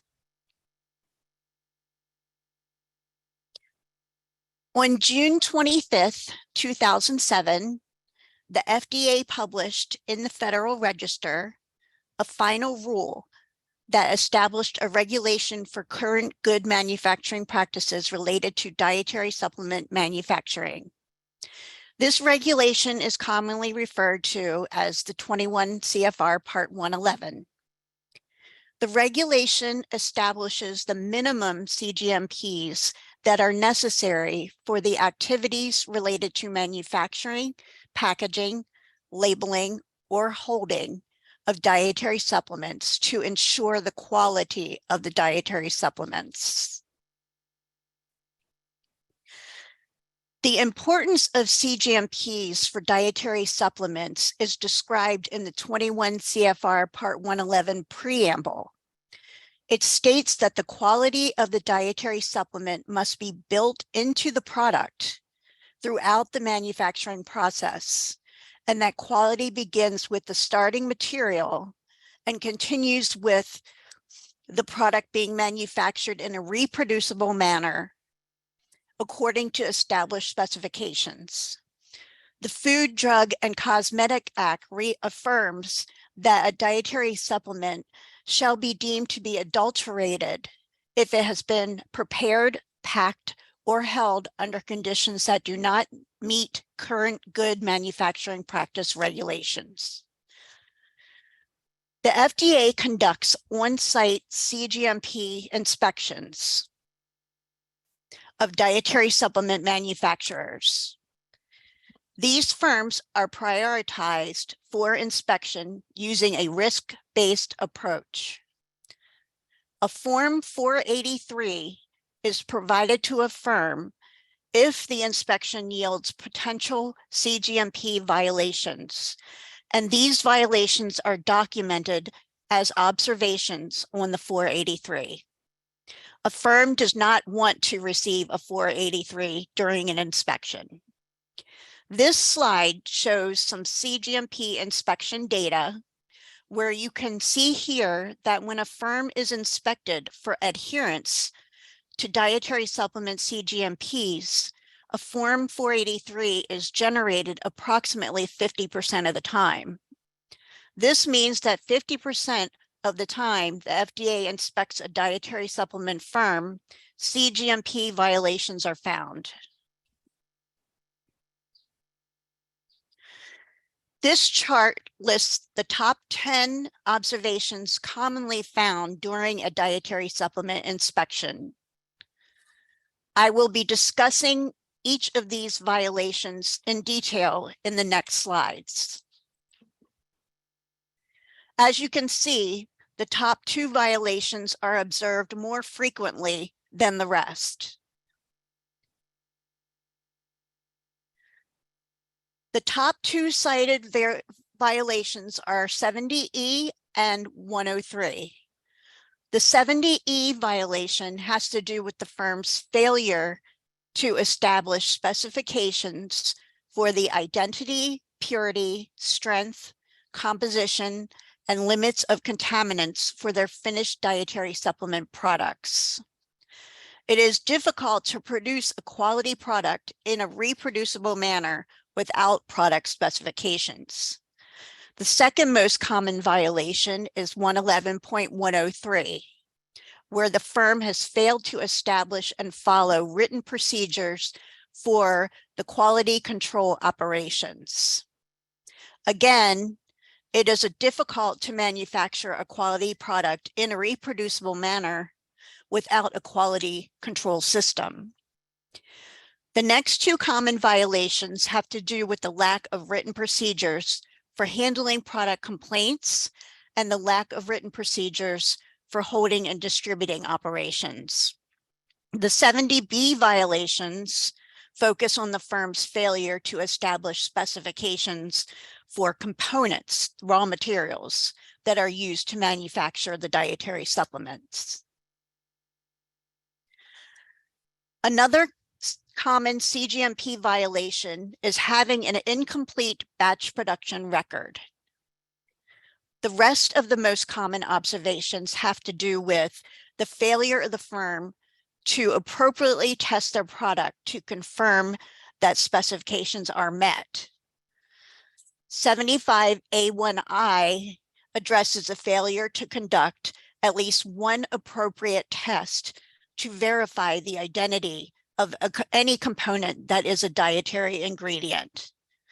75C is cited when a firm fails to verify that their finished batch or statistical subset thereof of dietary supplements meets identity, purity, strength, composition, and limits of contaminant specifications. 75A2II focuses on a firm's failure to qualify a supplier by establishing the reliability of the supplier's C of A through confirmation of the results of the supplier's tests or examinations. I will now describe a few common CGMP violations in detail. One common observation is that the firm uses the input method for determining the strength of an ingredient in the final product. For example, if one weighs and measures the amounts of components X and Y being added to the hopper, once the manufacturing process has taken place, it cannot be assumed that input equals output. The amount, which is the strength of each ingredient X and Y, must then be determined by testing the final product. As you can imagine, this can get tricky when you have products like this one, where there are many botanical ingredients that may have common substituents and may be difficult to quantitate by test methods. The firm will have to be resourceful in this case to be able to uniquely identify the strength of each ingredient. Another common CGMP violation is the use of organoleptic specifications that are not specific and unique to identify the ingredient. Examples of organoleptic specifications are appearance, color, taste, texture, and odor. If you have a powdered botanical, as you see on the left, There are many botanicals that when ground will yield a tan powder, as organoleptic testing would not be specific enough to determine the identity of the ingredient on the left. On the right is a different case. Organoleptic specifications are an option for this ingredient because, as you can see, it has distinct features. The final example of a common violation is one in which the strength of the ingredient on the label, the product label, does not correspond with the strength of the ingredient listed on the batch production record. This slide shows an actual product label where the amount of anhydrous caffeine is listed on the label as 150 milligrams, yet the firm's batch record listed the strength of anhydrous caffeine as 100 milligrams. Again, CGMPs are all about building quality into the product by ensuring consistency throughout the manufacturing process. Thank you for your attention.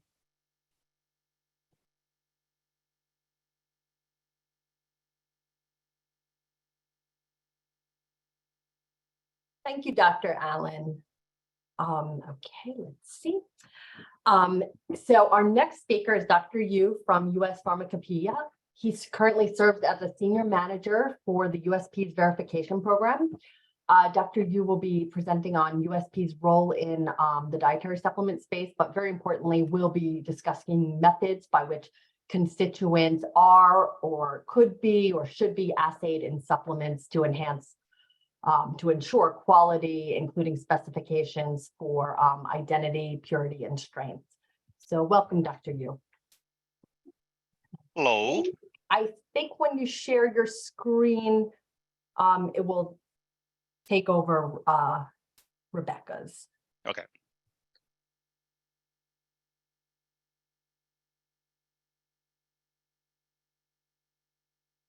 Okay. Can you hear me well? Yep, looks good. Okay. Okay. Well, thank you for the introductions, and thank you for NIH team for the opportunity to talk about USB quality tools, making quality visible.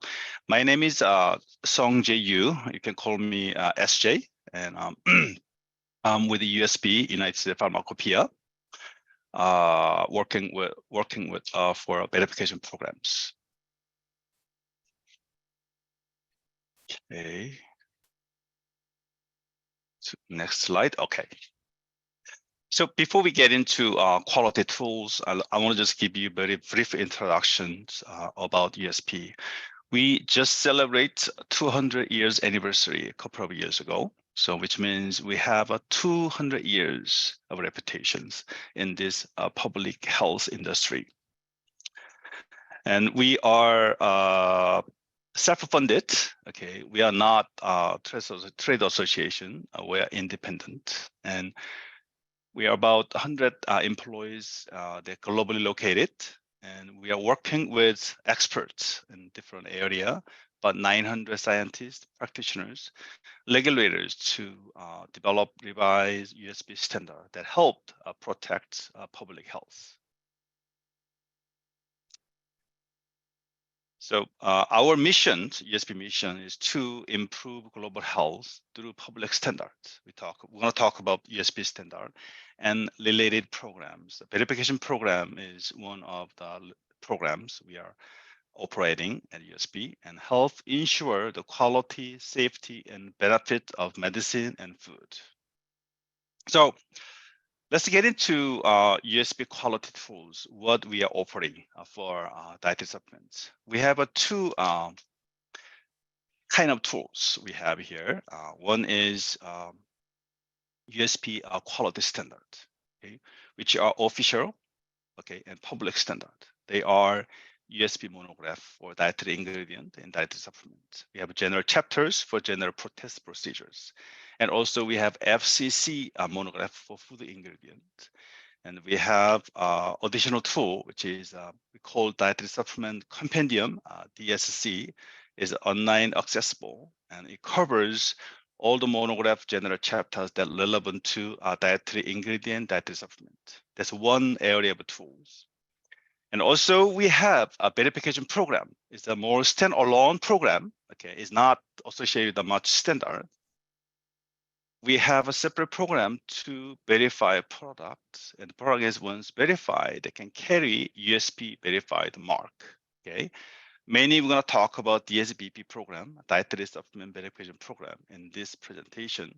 But we have a GMP audit program, an ingredient verification program, and excipient verification programs we have. So these two kind of tools actually can visualize the quality in the marketplace. So USP standard comes in two different kinds. One is documentary standard, which is document, okay, which is monograph and general chapters. Okay, and also we provide a physical reference standard. You can use this standard to follow monograph procedures to test your product.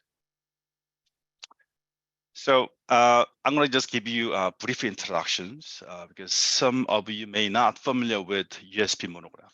Okay? USP monograph is it's more like a specification, manufacturer specification. It lists test, analytical procedures, and acceptance limit. Okay, we have 100 monograph for dietary ingredient and dietary supplement that include vitamins, minerals, and botanical extract, probiotics, you name it. It covers most of dietary ingredients products in the market. And then we have general chapters, and that covers general requirements, general test procedures. Okay. For example, we have a general chapters for water content. So when you say how you test water content, okay, we have procedures in the USBNF. Okay, and then we have highest level. We have a general notice that covers regulatory requirement, interpretation of application of a standard. Okay, so all these documented standards, we don't provide anymore the paper standard. Only you can have access through online. I think we are providing over 3,800 reference standard. Okay.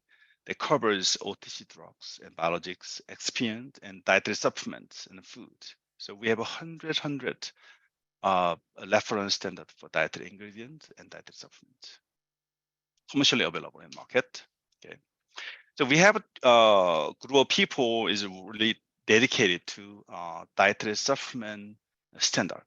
Okay, they work with expert committees, expert panels to establish USP standard, USP monograph and NF monograph.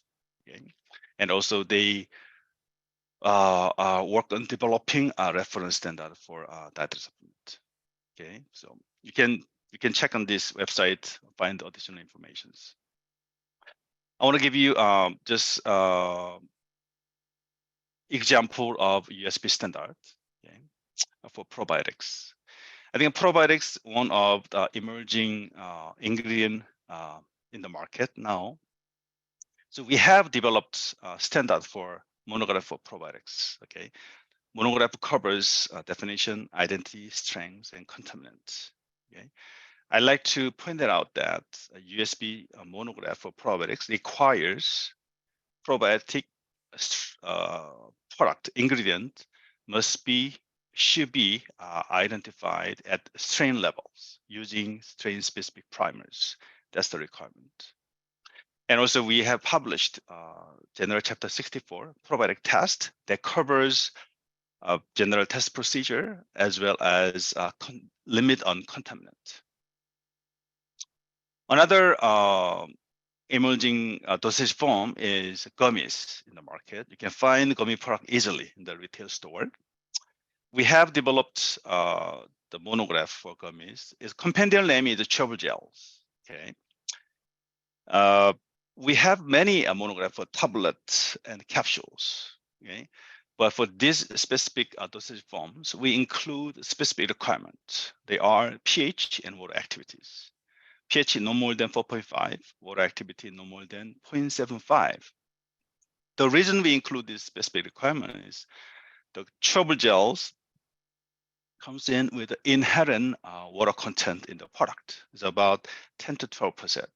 Okay, at that level, if it contaminated, can grow in the product.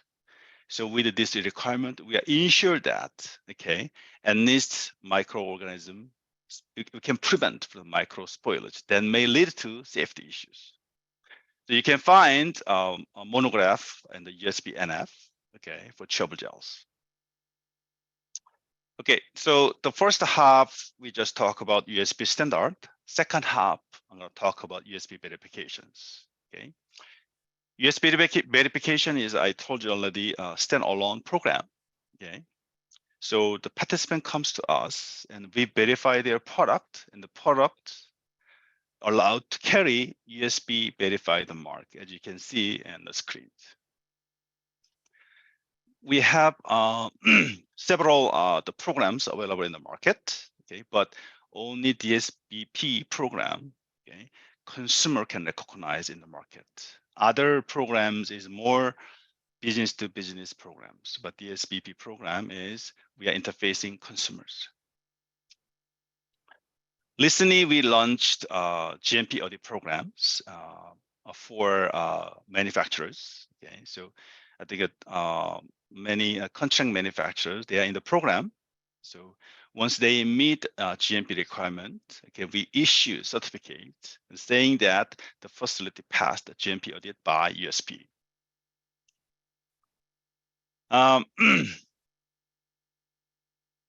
DSBP program, we'll talk about more here, has been in the market about a little bit more than 20 years now.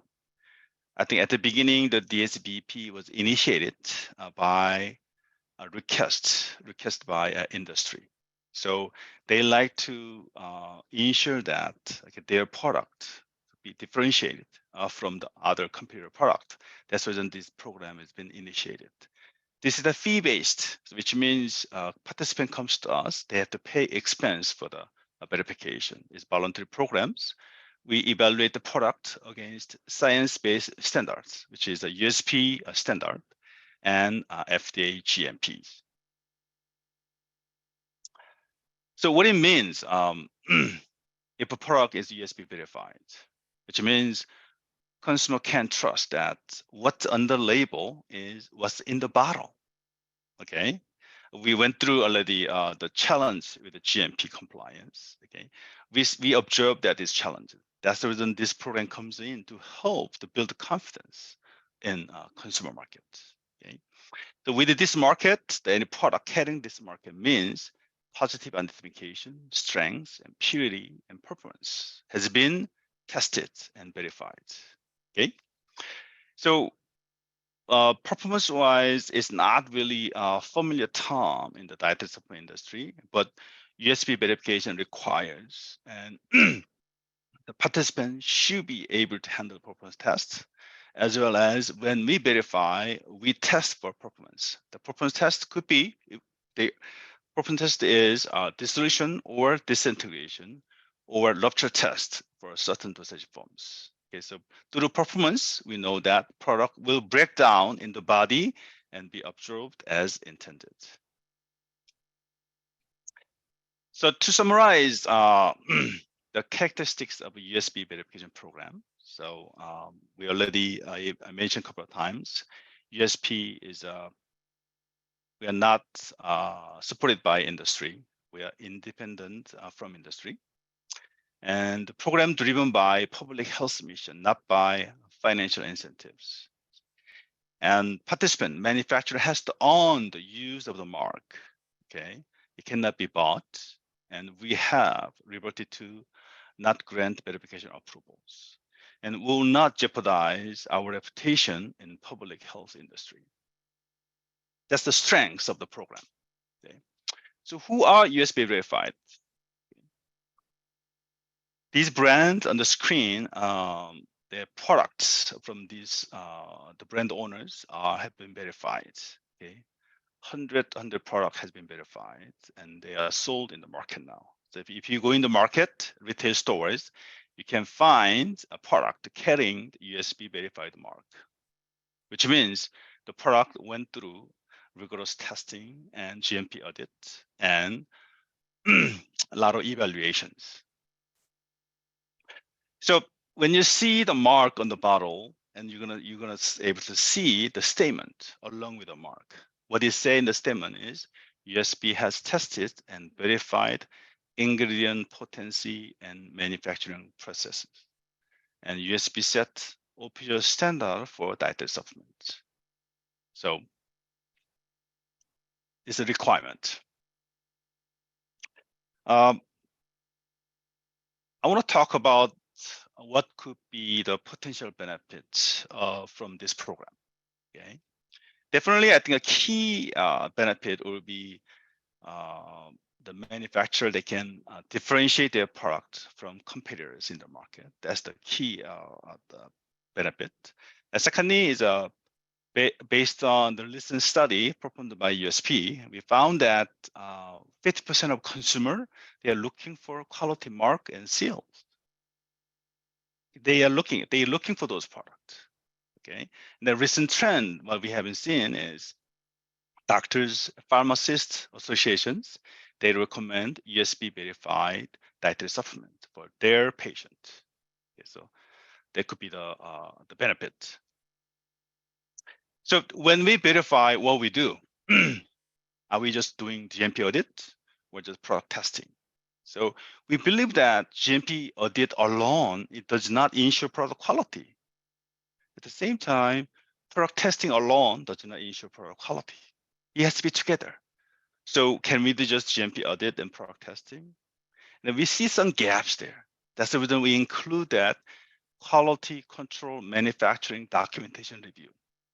So the step 1, 2, 3, step 1, GMP audit, step 2, quality document review, step 3, product testing, all together in combination, we can ensure the product quality for verifications. So that's the reason we are all doing all together. So it's a lengthy process. It's not going to be done in a few days and few weeks. Okay, it takes, depending on the complexity of the product, it may take us 3 to 6 months, sometimes a little bit over 6 months. Okay, so once we finalized the product is eligible for the program, then we send auditor that manufacturing facility. That they have to pass. They have to pass the GMP audit first, and then we look at that thoroughly, their quality documents, and then we initiate the product testing. So that's the all step 1, 2, 3 has to be done before we grant mark, use of mark. Okay, once is approved mark, use of the mark, and then we can move on to surveillance. What standard we are using for GMP audit? We are using 3 standards. It's part 111 for dietary supplement GMP, okay, part 117 in the food GMP. And in addition to GMP, these GMPs, we use General Chapter 2750. It's called Manufacturing Practices for Dietary Supplements. So you need to have access to USB NF to access to general chapters. Okay, so let me just show you the first page of 2750. So 2750 is built on based on part 111 and part 117. And then we add the specific requirement for USPs. Okay, so you're going to find a lot of good information in 2750. So if you have access to USP NF or 9, and you can find this standards in 2750. So after we finish the GMP audit, what we do, we reviewed all the quality control documentations that include specification and test procedures and release documentation and stability data to set expiration dates, right? So these documents is essential to really evaluate their quality systems, okay? And also we have to review that manufacturing documentation that include master batch record, which is called MBR, and executed master batch record. So we have to look at the QC documentation and manufacturing documentation to really finalize QCM documentation review. And if you're not familiar with the QCM documentation, and we have some additional explanation in the manual, so you can find those information in the manual. Okay, and also we have some general chapters that could be helpful to prepare your QCM documentation. If you believe that your quality system is meet Part 111, which is dietary supplement GMP, then you're not going to have any problem is preparing QCM documentations. After we finish the GMP audit and document review, and then we start testing the product. So when you test the product, we test against manufacturer specification that meet a verification program requirement. Okay, so open we test identification and strengths and contaminant and performance. And performance tests we do dissolution or disintegration or rupture tests. That's what we do. Sometimes we have to do additional tests, for example, peroxide value and anisine value for fish oil product. Okay, so we performed the test listed in the manufacturer specifications, and most tests are performed in USP labs. This one example I'll show you here. We have done some tests for probiotic product. Okay, we have tested this product containing single strain, multiple strain, and probiotic with the prebiotics, probiotic with the dietary ingredients. Okay, when you test, we use strain-specific primers for PCR applications, and then we look at individual strains. Just make sure that all the strains is in the product. That's the key requirement for the verification. Once we finish everything, testing done, we grant the use of a mark for the product. At the same time, and we post that product on the website. It's called uspverified.org. So you can find those information on the website. That's the process is considered initial verifications. Now we have to move into annual surveillance monitoring. So we typically we finish that initial verification, let's say 6 months, and a year later we started annual surveillance monitoring. So that includes same criteria: GMP audit and quality document review and product testing. So we do every year surveillance monitoring at, in these three area in combination. So I think this is my summary slide. So through this presentation, what I have to say here, USP provide trust, independent quality oversight over dietary supplement. And USP verification program help manufacturer prepare to meet regulatory quality requirement in country and globally. And we believe that USP verified product meet quality standard that differentiate them from competitor product, which can mean increased success in the marketplace. And also we believe that US verified mark make quality visible. And this is a website of the group I'm working with. You can find the manuals and also list of verified product and list of participating companies. Thank you very much. I'm happy to take the questions here, and I guess we're going to push back to questions at the end of this presentation. Yeah. And if you have any questions, you can send me email anytime. Thank you very much. Thank you, SJ. That was great. Yes, and we're going to do the panel discussion at the end after the rest of our presenters. So, okay, our next speaker is Dr. Andrew Shao, who joined ChromaDex in 2019, where he currently serves as Senior VP of Global Regulatory and Scientific Affairs, and is responsible for overseeing the company's research and development, scientific affairs, regulatory affairs, and quality functions. Dr. Shao will be focusing today on how to evaluate biologically active natural substances for dietary supplement ingredients, discussing ChromaDex marketing and distribution models, and detailing the steps in identifying, processing, and manufacturing high-quality supplements. Welcome, Dr. Shao. Thank you very much. Hold on.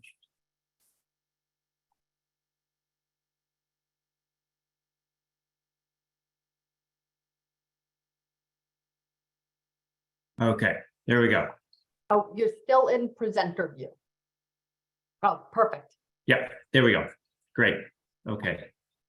Well, thank you very much to the organizers. A pleasure for me to be here. I think in all the years the Practicum has been ongoing, and I've probably lost track of how many years now. It's been quite a few, but I haven't never had the chance to present. So it's a pleasure to finally be here in front of everyone.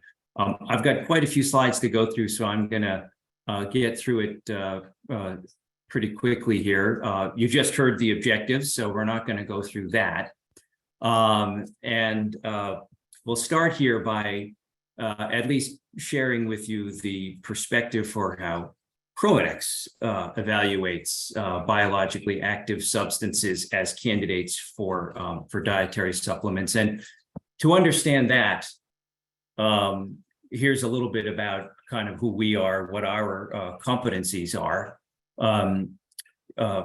At the foundation, of course, is science, and the specific science that we have expertise in is analytical and synthetic chemistry. Analytical chemistry is really in our DNA. That's really how ChromaDex started as a business, as an analytical testing laboratory and reference standard provider. On the research side, we've developed a competency over the last 10 years or so in preclinical and clinical research through our external research program, which I'll share a little bit about in a few minutes. From the quality standpoint, we don't manufacture our own products, but we do have a competency and put a lot of resources into optimizing the manufacturing process that's used for our ingredients and products, and also incorporating continuous improvement from a quality standpoint, working with our contract manufacturers. Intellectual property is a huge area of investment and a great competency of ChromaDex, both the generation and defense of that intellectual property. To us, if something isn't novel, unique, and exclusive, it really isn't worth pursuing. And that gets to the next layer here, which are novel ingredients that ChromaDex has really specialized in over the last 15 years or so. And today, what we focus on are NAD precursors, or different unique forms of vitamin B3. And we still maintain a reference standard business, which I'll allude to in a moment. And finally, on the business side, today, most of our business comes from the sale of this product down here. You see the logo True Niagen, which is the consumer product that we sell B2C, business to consumer. But we also provide the ingredient Niagen to select other manufacturers to include in their products. So we have both a B2B and a B2C business in supplements. So that's a little bit about ChromaDex and our competencies. Now, how we approach evaluation of novel ingredients, I think this is the best way to visualize it. We look for novelty, as I mentioned, scientific and technical potential for efficacy, and then market potential. And the ideal opportunity is really where these three areas overlap. Now, this visual shows kind of how we try to approach this in identifying and evaluating these ingredients. We could spend an entire week, but I've summed it up in this visual on the right, this kind of flow diagram where we use surveillance techniques to identify potential opportunities, surveilling the scientific literature, what's happening in the marketplace, also what's happening with respect to intellectual property and patent applications, patent grants, patents that are granted. We evaluate these for business potential, for market potential. Again, we're not looking for commodity ingredients or products that everybody has, everyone has available, everyone has access to. We're looking for unique opportunities. And that's why we also evaluate for the possibility of either intellectual property ownership or licensing or licensing as a way to have exclusivity for a novel ingredient or novel product. And then finally, we evaluate those for safety and efficacy and commercial feasibility, which would mean something like the manufacturability of a given ingredient or product. So we could spend a lot more time on that, but given that I'm limited on time, we'll leave that there. But just a few words to describe a part of what I call our surveillance efforts in identifying novel opportunities is through our reference standards business. Similar to USP, which you just heard about, for many years, ChromaDex has provided standard reference materials, phytochemicals, botanical reference materials, other reference materials to either investigators or industry as part of the analytical method development and validation process. And that aspect of our business gives us a little bit of a unique insight, sort of a gateway into what it is researchers are researching and what companies are interested in, and if they're in the phase of developing and validating analytical methods, it's typically early on. And so it kind of gives us a little bit of insight into what's being researched and what might be under development for a product or an ingredient. And it's one of the surveillance tools that we use to sort of understand and identify novel opportunities. Now, transitioning over into evaluation of the safety and efficacy, want to spend a few minutes talking about the ChromaDex External Research Program, or CERP for short. It is trademarked. This is an external research program that it is now going on 10 years. So it started in 2013, and actually next month, we'll celebrate its 10th year in existence. And it's a program where ChromaDex provides test material for preclinical and clinical research, also matching placebo for clinical studies, research design support and recommendations, letters of support to investigators, for example, who are seeking funding, a grant from a funding source. Assisting investigators and their Office of Tech Transfer in the development of intellectual property that might come from this research, and then technical assistance. This would be in the areas of applying for investigational new drug status that's sometimes required by IRBs for certain types of clinical trials, and other support that we would provide to investigators for IRB approval. So this is really encompasses what this external research program is about, and it's probably more than 95% of the research we engage in is investigator-driven, investigator-led. So in other words, the investigators come to us. We don't control the research design, we don't control the conduct, we don't control the data collection, the analysis, the interpretation, or the development of the manuscript. All we do is provide recommendations. So it really, truly is independent. One other service that we provide is a newsletter that goes out to all the CERP investigators, or CERPs for short, that helps to connect them, make them aware of the different research that's going on around our ingredients. Most of that is focused on our proprietary ingredient, nicotinamide riboside. It also has other reminders for investigators as part of the research agreements that we undertake with them. So this is a quarterly newsletter that's sent out to all the CERPs that we have in our database. And you can see we're quite proud of this program, which we think is incredibly unique in this industry. Really don't think there's anything like it. This press release was issued last year, around this time, where we celebrated over 250 research agreements with investigators and institutions around the world. I think that's probably around 270 now. Quite a unique program that ChromaDex leverages as part of the research and development aspect of our ingredients.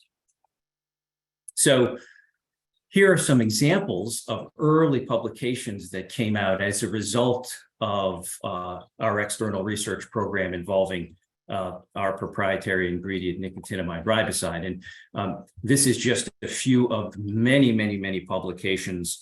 And as you can see, it first starts out on the preclinical side of research, investigating mechanisms of action, using different models, then progressing into early phase clinical trials. And now I think we're up to 27 published human clinical trials involving our proprietary ingredient NR, and probably more than 30 are ongoing, registered on clinicaltrials.gov. So this is quite an impressive program that's done a lot in terms of helping to generate the science behind our ingredient and product. So now I'm going to transition very briefly to models that supplement companies use to market and distribute products. Again, this is a topic that we could probably spend a week on. I'm going to do it in 2 slides. So bear with me here. Now, you see this, and I think we've all experienced this, where we walk into a grocery store or a pharmacy chain, maybe a health food store, and we're confronted by a wall of products, which is what you see here. And that's the retail side of distribution. Probably for the mass market, majority of products are still sold through this outlet, but in the last 20 years, it's become much more diversified. And as you can see here, this attempts to sum it up at a very high level. So you have the mass market retail through food stores, grocery stores, drug stores, specialty retailers. You have a direct-to-consumer business, still quite robust catalog business. There's also TV advertorials that cater directly to consumers. You have, of course, online, which has grown enormously and continues to make up a greater and greater portion of the sales of dietary supplements to consumers. There are individual product websites. There are e-commerce platforms like Amazon. And actually, this has become a very lucrative channel for the industry in selling products overseas through cross-border sales. And then also that's emerged in the last 20 years or so is healthcare professionals selling products to their patients or to their clients. And that's another continuously growing channel for dietary supplements. Now, all of these could probably have a number of sub kind of categories here. There's only so much I can fit on a slide, but this is the high level overview of where dietary supplements are distributed. Now, when it comes to our product, as I mentioned, here it is on the Amazon e-commerce platform. Here it is being sold on our own website, TrueNiagen.com, and then also being sold through a couple of partners, in the case of Walmart, in the case of Watson's, which is a retailer with many stores in Hong Kong and Singapore. Incidentally, I became aware that a few days ago in the Practicum, True Niagen happened to come up on a search for cancer prevention, surprisingly. So I can assure everyone in the audience that True Niagen is not promoted or marketed for cancer prevention. So I just wanted to make that clear to the audience here. But anyway, this This slide is to show you the different distribution channels that we used for our finished product. There are additional ones in some other markets, but these are the main ones that we use around the world. Okay. So now I'm going to transition into the major steps in identifying, processing, and manufacturing a high-quality supplement. Now, there are a lot of steps involved, and so because of time, I'm going through this at a very high level and simplifying it. But there are some key considerations that, in general, supplement companies will take in looking to develop or launch a product, and certainly we take these into consideration. Looking at things like market trends and consumer trends, also looking at what the competition might be doing. And for ChromaDex, because intellectual property is very important, we do freedom to operate analyses or white space analyses to understand what does the IP landscape look like out there, to make sure that if we bring something to market, we'll have a unique proposition, we'll have a unique position that nobody else has. So that's very important to us. So looking at intellectual property as part of this is very important. And there's a couple of resources here, the Natural Marketing Institute, NBJ. There are many other third parties that the industry can consult, trying to understand kind of market trends and consumer trends. Now, any one of these be solely determinative on whether a product gets developed and launched or what that product looks like? Well, not so much, but they all combine together to inform potential opportunities. So as we see it, as ChromaDex, a company that invests heavily in science and quality, we see a number of challenges in bringing products to the market in the US for dietary supplements. And so I'll show a couple of them here. So you have regulatory requirements and constraints. As you've heard about through the Practicum, there's a relatively low barrier to entry for dietary supplements. The acceptance is safety or risk-based, contrasting that to drugs, as you know, which are risk-benefit based. That allows for many products to easily enter the marketplace and end up with the wall of products that I showed earlier. Results in many commoditized products. So products that contain a lot of the same ingredients, they make a lot of the same claims, and so they look very similar, except that maybe the label appears a little bit different. Most of these products have very little or no intellectual property protection or any exclusivity. And so these brands, they tend to compete more on price and marketing and much less so on science and IP. Makes it a little bit challenging for a company like ours to break in and sort of cut through a lot of the marketing because there's such a heavy emphasis on marketing claims and also on low price.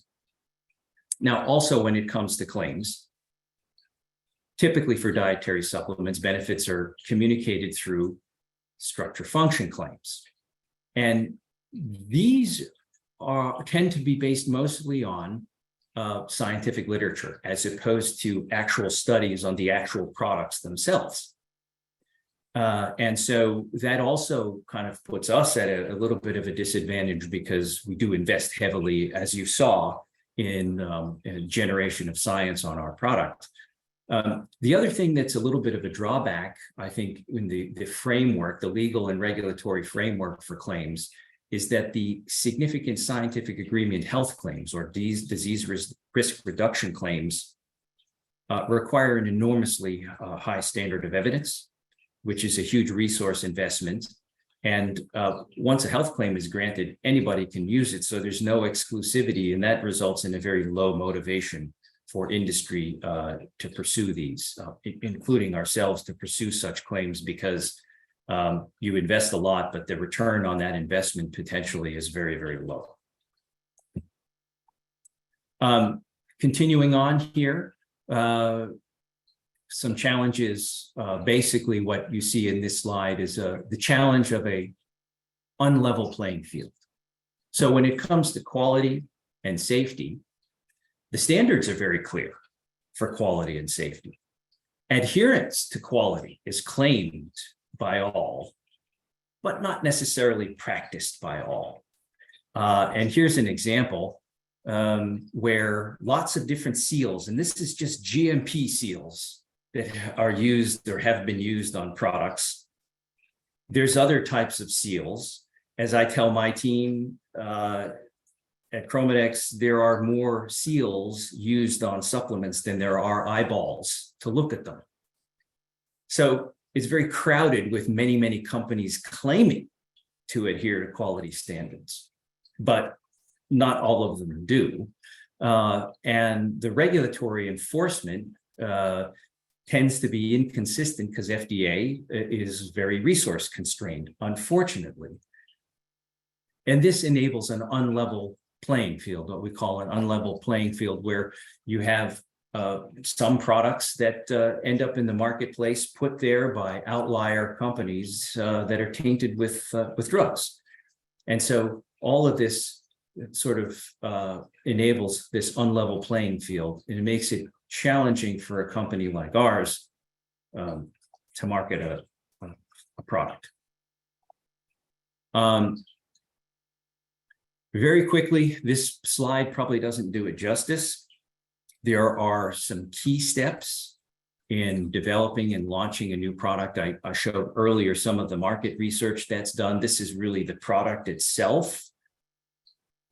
These are the key steps, and we could spend a week going through all of this, but it falls in these kind of 6 areas: safety and efficacy, production, which would be manufacturing, technical aspects like formulation and stability, supply chain, purchasing, securing the raw materials, and maybe a contract manufacturer or co-packer, the marketing, the labeling, the packaging, what messaging is going to be used, where is it going to be sold, and how is it going to be distributed. And then, of course, there's the regulatory aspect of entering the market, ingredient acceptance or notification or registration, depending on what market we're considering. As I said, this doesn't do it justice because there are many steps involved, but this is a very high level overview. This does apply whether a company is looking to develop and launch a novel ingredient or a finished product. Some of the specifics of these aspects, these 6 areas, might be a little bit different, but in general, you're still looking to address these 6 areas, whether an ingredient is being developed and launched or a finished product.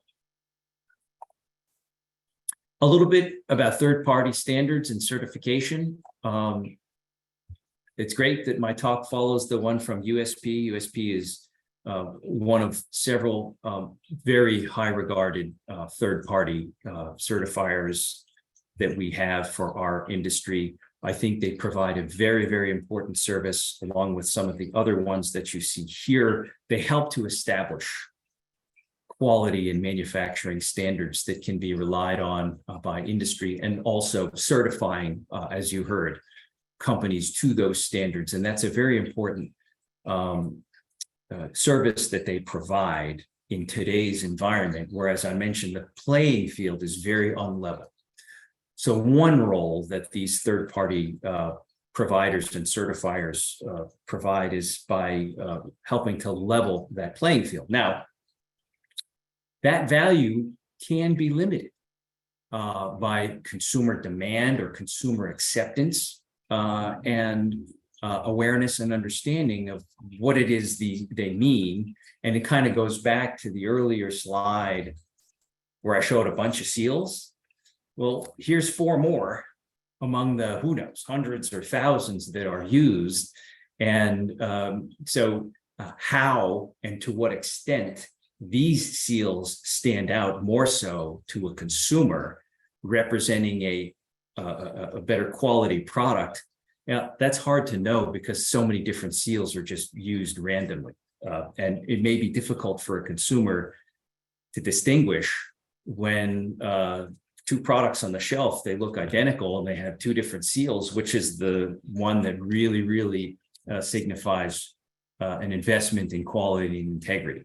It's hard to know. Oh, oops, sorry about that. Sorry. Just a couple of thoughts quickly on patents. I mentioned that for ChromaDex, it's a core competency of ours. It's something that we invest heavily in. Just a few thoughts on patents. Now, it's only one form of intellectual property. There are others. It's one form, and frankly, it takes quite an investment to get patents granted and then go and enforce them. That takes quite an investment. But if one isn't willing to enforce their patent, there's no point in having it in the first place. And the other thing is that there are many different types of patents. Different ones provide different value, which is what this slide is intended to show the audience is how we at ChromaDex prioritize patent claims.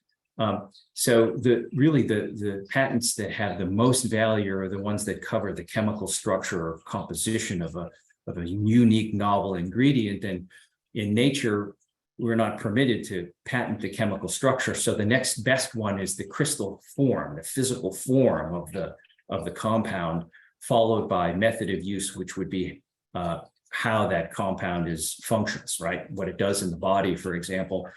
And then another form, which is probably the least attractive, is process patents that cover the manufacturing, production, or analysis of a compound. And what you can see here is that the reason why they go in this order is that the top types of patents are more easily enforceable and therefore serve as a better deterrent to infringers or competitors.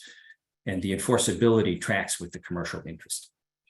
So that's a little bit on patents. What I'm going to leave the audience with is an interesting product opportunity case study, if you will. And it's based on this publication that came out, I think it was last year, 2022, looking at the combined effect of curcumin and vitamin B6 on colon cancer in the mouse model. It was accompanied by a patent application. So this is applied. I don't know the status if it's granted or not, but it's a patent application which was public.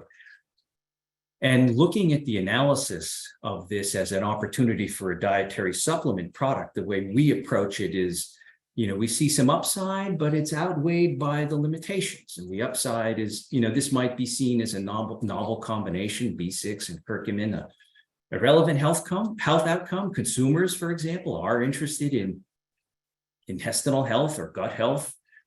And these are two ingredients that have very high awareness and a long history of use, which translates to us into a low regulatory barrier for acceptance. In other words, there's a lot of use, safe use, a lot of safety data out there. However, on the downside, there's already a ton of patents that cover the use of curcumin for inflammation and then a variety of chronic diseases and conditions that follow as a result of inflammation. So it's a very crowded IP space, very little area there that would be white space. And so if you were to try to generate intellectual property, you'd have a very narrow patent coverage, which wouldn't be too valuable. These are widespread in the marketplace. You can buy B6, you can buy curcumin just about anywhere. And what we want to do as a dietary supplement company is have something unique that nobody else has. And so right away, the fact that these are so widespread makes it less of an attractive opportunity. We're talking about a therapeutic claim, tumorigenesis. As you all know, dietary supplements can't treat, cure, prevent, mitigate, or diagnose disease. That's a drug.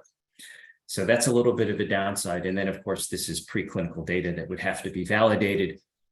In a clinical study, one or more, which takes a good amount of resources. And is that investment worth it when once you come out with such a product, well, anybody can get vitamin B6 and curcumin together, or maybe in different products, and there's no protection, there's no exclusivity. So this is a case study of an interesting study, an interesting idea early on that we as a dietary supplement company would not pursue. Okay, so I'm sure I'm past my time here. So what I want to do is take a moment to acknowledge three of many outstanding colleagues that I have at ChromaDex, but this is three of the team members on my team that helped with this presentation. So I just want to acknowledge their contribution.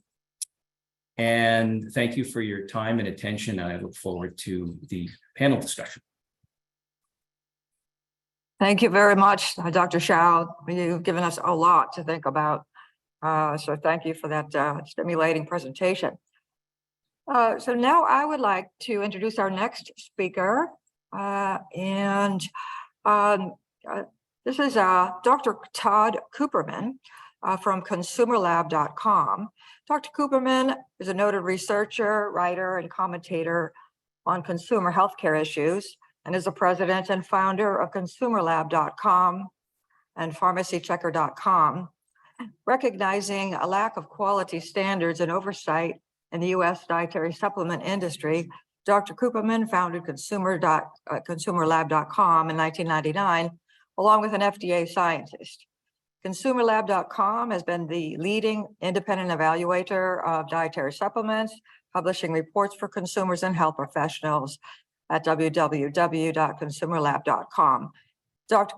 Cooperman has been called as an expert witness by committees of both the U.S. House of Representatives and the Senate to give testimony regarding the quality and regulation of dietary supplements. And I'll let you all read the rest of the remaining bio sketch of Dr. Cooperman on the website. So with that, Dr. Cooperman, please take over.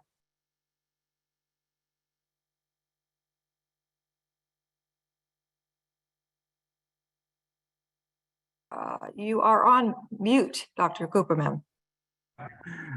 Can you hear me now? Can you hear me now? Yeah, yes, we can. Okay, I'm Thank sorry you. about that. No Yeah, so I problem. wanted to thank you. I want to thank ODS for having me again. I've been coming to this for many years. It's one of my favorite meetings, and I also appreciate all the good questions that come out of this. What I'm going to do is explain what Consumer Lab is, and then get to some very interesting findings that we've had in recent months that I think the audience will enjoy. Basically, what distinguishes Consumer Lab is that we are completely focused on the consumer. We are focused on the healthcare provider as well, and that relationship with the consumer to help them find really better quality supplements and health foods. All right, now, sorry.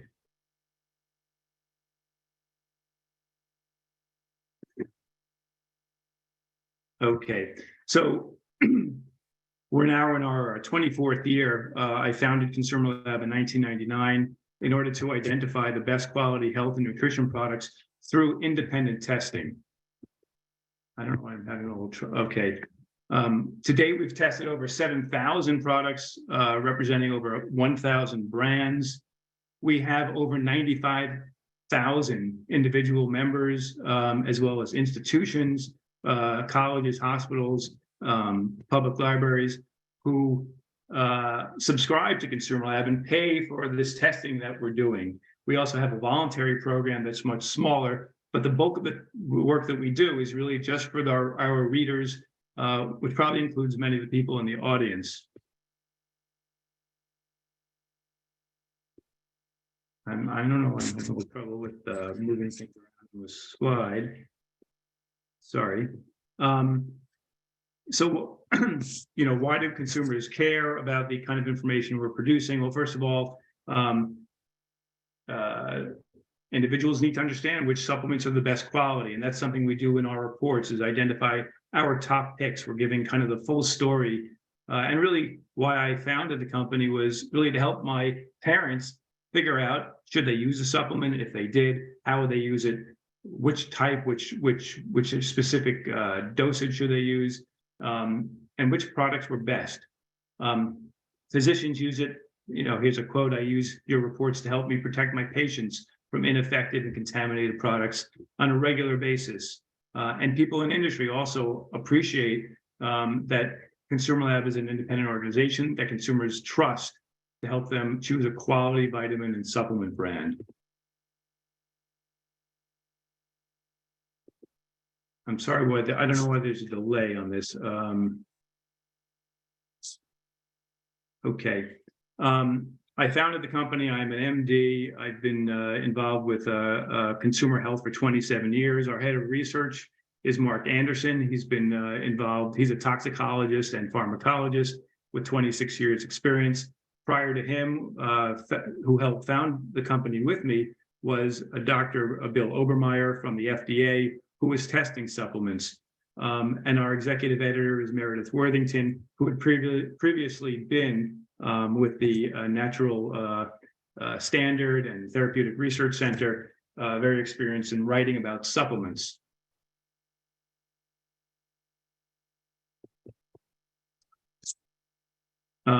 We were in the news every day with articles, that focus on things like how to choose your supplements wisely.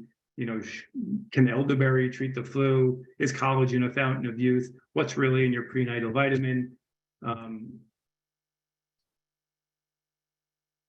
sorry for this delay here. As I mentioned, we've been on every type of news program and in paper and website. So the question is really, why can't you just rely on the FDA and GMPs? And I think that the speaker earlier, Rebecca Allen, made a very good point, explaining that you really can't just rely on the FDA, because the FDA is just setting minimums, and even the inspections that occur, are infrequent. The FDA does not approve supplements or register them. They do register supplement companies, but there is no registry of supplements. Good manufacturing practices are required and can help. However, they do not set contamination limits. They do not set ingredient identity parameters.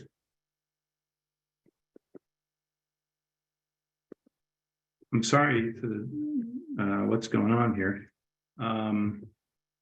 They do not specify the testing methods, as Rebecca pointed out. You can use a very forgiving method or a very rigorous method. These are all to be determined by each manufacturer to pick the right method. So you're really depending on the manufacturer. And Rebecca did a good job of also showing how about half of GMP inspections, result in a violation letter to the manufacturer. And I won't get into that further. She did a great job with that. So what do we do at Consumer Lab? We inform consumers through our product reviews, which are kind of soup to nuts reviews of individual categories like multivitamins. We've covered basically all the popular supplement categories that are out there right now. We also are constantly looking at the clinical literature. We wanted to see, what's changed in terms of what works, what doesn't work, side effects. So we're putting that out constantly. We are answering questions from consumers, which leads us into all kinds of interesting and good new topic areas. We publish recalls and warnings on our site as well. And finally, we also put out a newsletter, which is published 3 times per week. And that's actually free. Anyone can get that newsletter. We have close to 300,000 people who receive that. We also have a quality certification program, maybe I should be pointing here, which is the oldest third-party testing program for supplements, actually predating USP's program. And it's the only one to freely publish the methods and criteria that we use. And we are only testing products purchased from stores because we want to test these products the way a consumer would obtain them. We're not allowing these products to be sent to us by the manufacturers.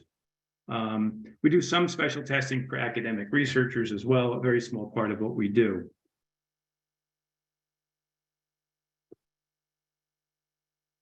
These are just examples of the type of the categories that we have evaluated and continue to evaluate every 2 to 5 years. Everything from apple cider vinegar supplements to vitamin D supplements. So what do we find in testing these products? Well, about 1 out of 5 supplements we find is of poor quality, meaning it doesn't meet our standards. Herbals, it's a higher percentage, about 30%. Vitamins and minerals, 18% fail. Other supplements, 14%. Nutritional products, and we're testing more and more nutritionals, about 21% of these fail.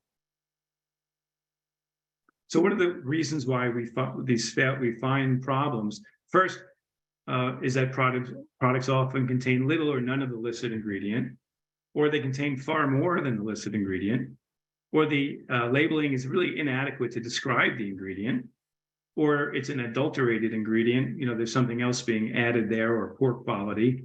It may have spoiled and may be contaminated, say, with heavy metals like lead and cadmium or arsenic. There may be inadequate disintegration of pills. Every tablet and caplet that we test must be tested for disintegration, and those have to meet certain standards. There may be unapproved label claims. And so what we are testing for are shown on the left: the identity, quantity, purity, freshness, things I just discussed. And the way that we do it, again, is that we're purchasing multiple samples at retail.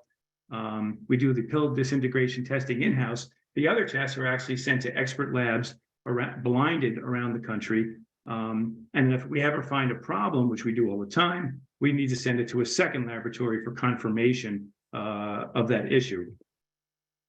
The results are published online for our consumer lab members. I think that it's currently $57 a year.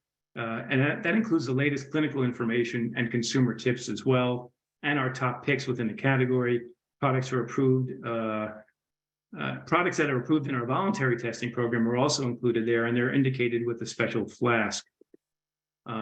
And as I mentioned, we also publish our methods. So we have a whole page. If you want to use that link down there below, it will take you to all of the specific methods and standards that we apply to these products. And as I mentioned, we are the only program that actually publishes that freely to the public.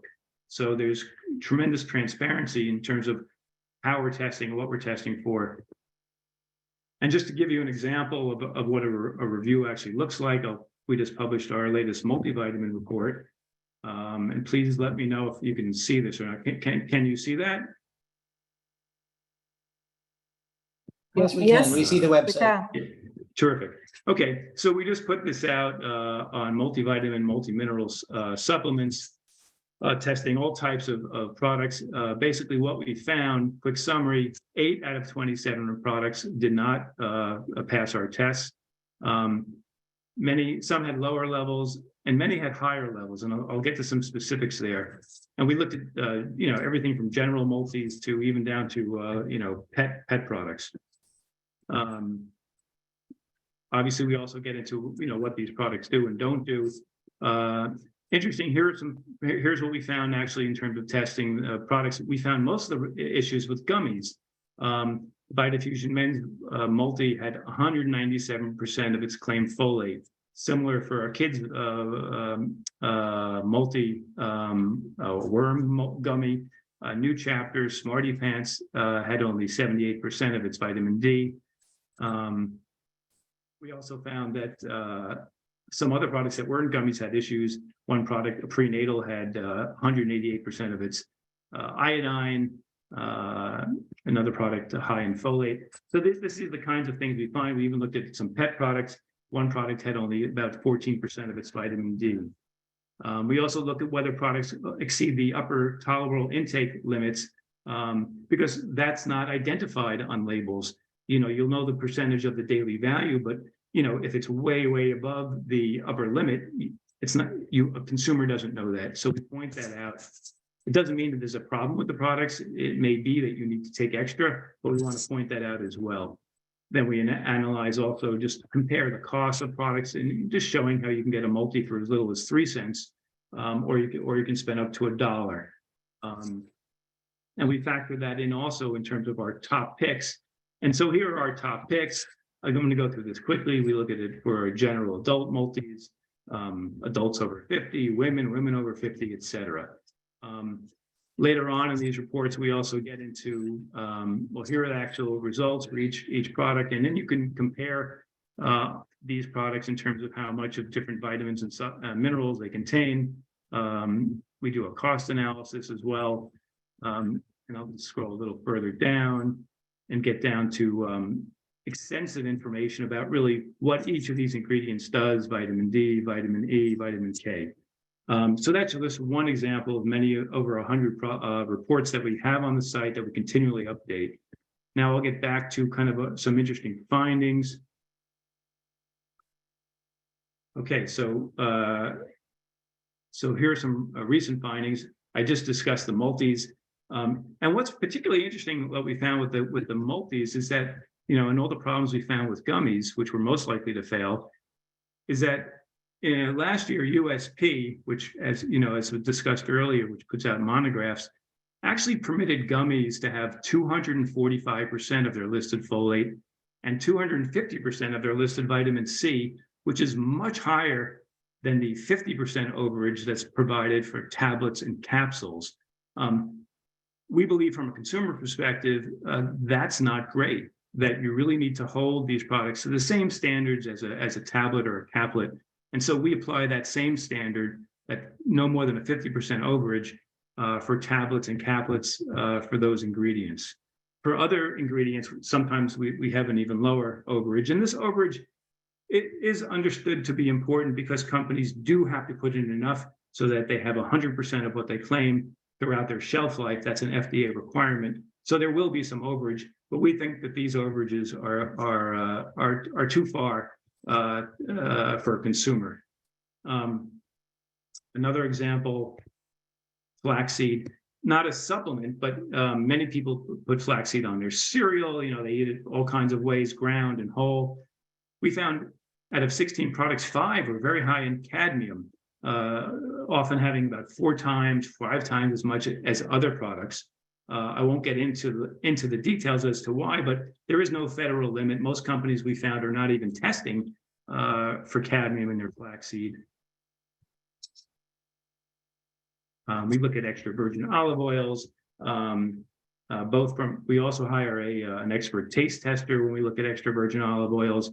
And we found that many of the products that we tested were really not considered to be extra virgin, based more on taste than on the chemicals that you find in them, because you can discern a lot more with olive oil from taste than chemical testing, even though we do both.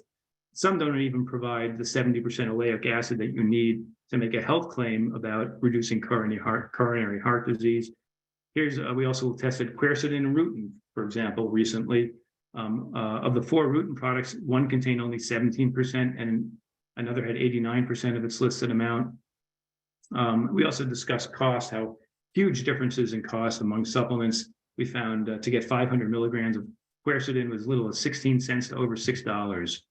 Red yeast rice is a tremendous example of why you need a group like Consumer Lab out there testing. It's not legally a supplement, but it is sold as a supplement, just like CBD, which we also test. And we have found that many of these red yeast rice products contain no or very little of the lovastatin, which is the key natural ingredient that lowers cholesterol. And some are also contaminated with citrinin, which is a potential kidney toxin. Yet companies are so afraid of being kind of called out by the FDA on this that they'll sell red yeast rice that has no lovastatin, but you would have no way of knowing unless someone were out there testing and telling you. Vitamin K, we found that some of the combination products that have vitamin K, 2 out of 4, had only 4% to 30% of their listed K2, which is as MK7. We test aloe products. We found one product that claimed to be 100% aloe vera, had no ace-mannan, and ace-mannan is the key compound you want to look for in aloe. Psyllium supplements, very popular for constipation. We found that these 5 out of 8 were contaminated with excessive amounts of lead, as much as 11 micrograms per 5 gram serving, which is 22 times the daily amount permitted in California. Cranberry that's also kind of a black hole for many people, but you really want to look for these A-type PACs to figure out really how effective these might be in terms of urinary tract infection kind of treatment or prevention. So we looked at the PAC levels, and we found juices had about 63 to 105 milligrams per serving. But among supplements, at the bottom line there, had only half a milligram to 62 milligrams per serving. So you could be taking a cranberry supplement with really virtually no PACs. We look at green tea, and there we're looking for the key polyphenol, EGCG, and found that was shockingly low in many green tea products. Big variations in supplements as well. We do find lead in green tea, but the good news is that it stays within the tea bag. So unless you're having matcha, but fortunately most of the matcha products that we test were not high in lead. Seaweed snacks, here we found high levels of cadmium in several of the products, and a dried kelp product contained 1,800 micrograms of iodine, which is 100 times a daily requirement. Potassium supplements, one product had 2.5 times as much as expected. Another would not fully break apart in our disintegration testing. And some of the products made with, I believe, kelp, were high in arsenic. Golden seal or berberine. Golden seal actually contains berberine, but we found no berberine in a golden seal root product with a GMP certified logo. People were mentioning earlier how some of those logos are meaningless. Only 2 out of 8 golden seal products could be approved. 3 out of 4 berberine were approved. Ginkgo, only 4 out of 10 products were approved. Most were adulterated or spiked with compounds from cheaper plants, which is a well-known issue. And just 7 red flags before I end that, just to be aware of with supplements. One is labels that really don't tell you how much you're getting, such as proprietary blends, or those that use the weight of the salt rather than the elemental mineral, or use just total oil like fish oil, how much fish oil versus how much actually omega-3s. Meaningless claims like pharmaceutical grade, which really doesn't apply to supplements, or FDA approved, which doesn't apply. And many that say they're clinically tested, but are not. Maybe some of the ingredients were. Claims to treat, cure, or prevent a disease, a no-no. Uncertain certification, no third party identified. You should look for CL, USP, or NSF seals. High price. We have definitely found that more expensive products does not equate to better quality. I'm particularly concerned about gummies for reasons I mentioned earlier, and some other reasons. And excessive amounts. Some products just have tremendously high amounts of some ingredients, but that won't be identified because products don't state that on the label. I should, just in closing, I want to mention, if any of you are not already a member of Consumer Lab, you're welcome to get a free 3-month trial membership to Consumer Lab. My email address is down there. If you email me, I will have people at Consumer Lab set that up for you. So that's it for me. And again, thank you for your time. Dr. Cooperman, thank you very much. It was a very, very interesting presentation. You got a lot of questions that we'll try to get to during the Q&A period. And I'm glad you got those slides working smoothly. So thanks. With that, I would like to introduce our next speaker, and that is Dr. Merle Zimmermann from the American Herbal Products Association, or AHPA. Dr. Zimmermann is the AHPA Chief Information Analyst. He maintains and updates several online resources that serve the herbal products industry, including an online searchable database of new dietary ingredients submitted to the US FDA, and the online version of AHPA's Botanical Safety Handbook. Dr. Zimmermann is currently working to expand the Botanical Identity References Compendium, a centralized source of information containing examples and techniques that have been successfully applied to authenticate and qualify selected botanical materials, and on revisions for a new edition of AHPA's Herbs of Commerce, the standard for all common and scientific plant names used for products containing herbs in the United States today. And there's a bit more of Dr. Zimmermann's background on the Practicum website for you to read. So with that, Dr. Zimmermann, please go ahead with your presentation.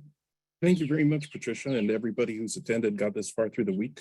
It's great to join in for the Practicum again this year. I'll be presenting on the American Herbal Products Association's, our work is focused specifically on herbal products, which are kind of a subset of the wide variety of dietary supplements that are available in the United States, and how we can help people with supporting good quality for our consumers.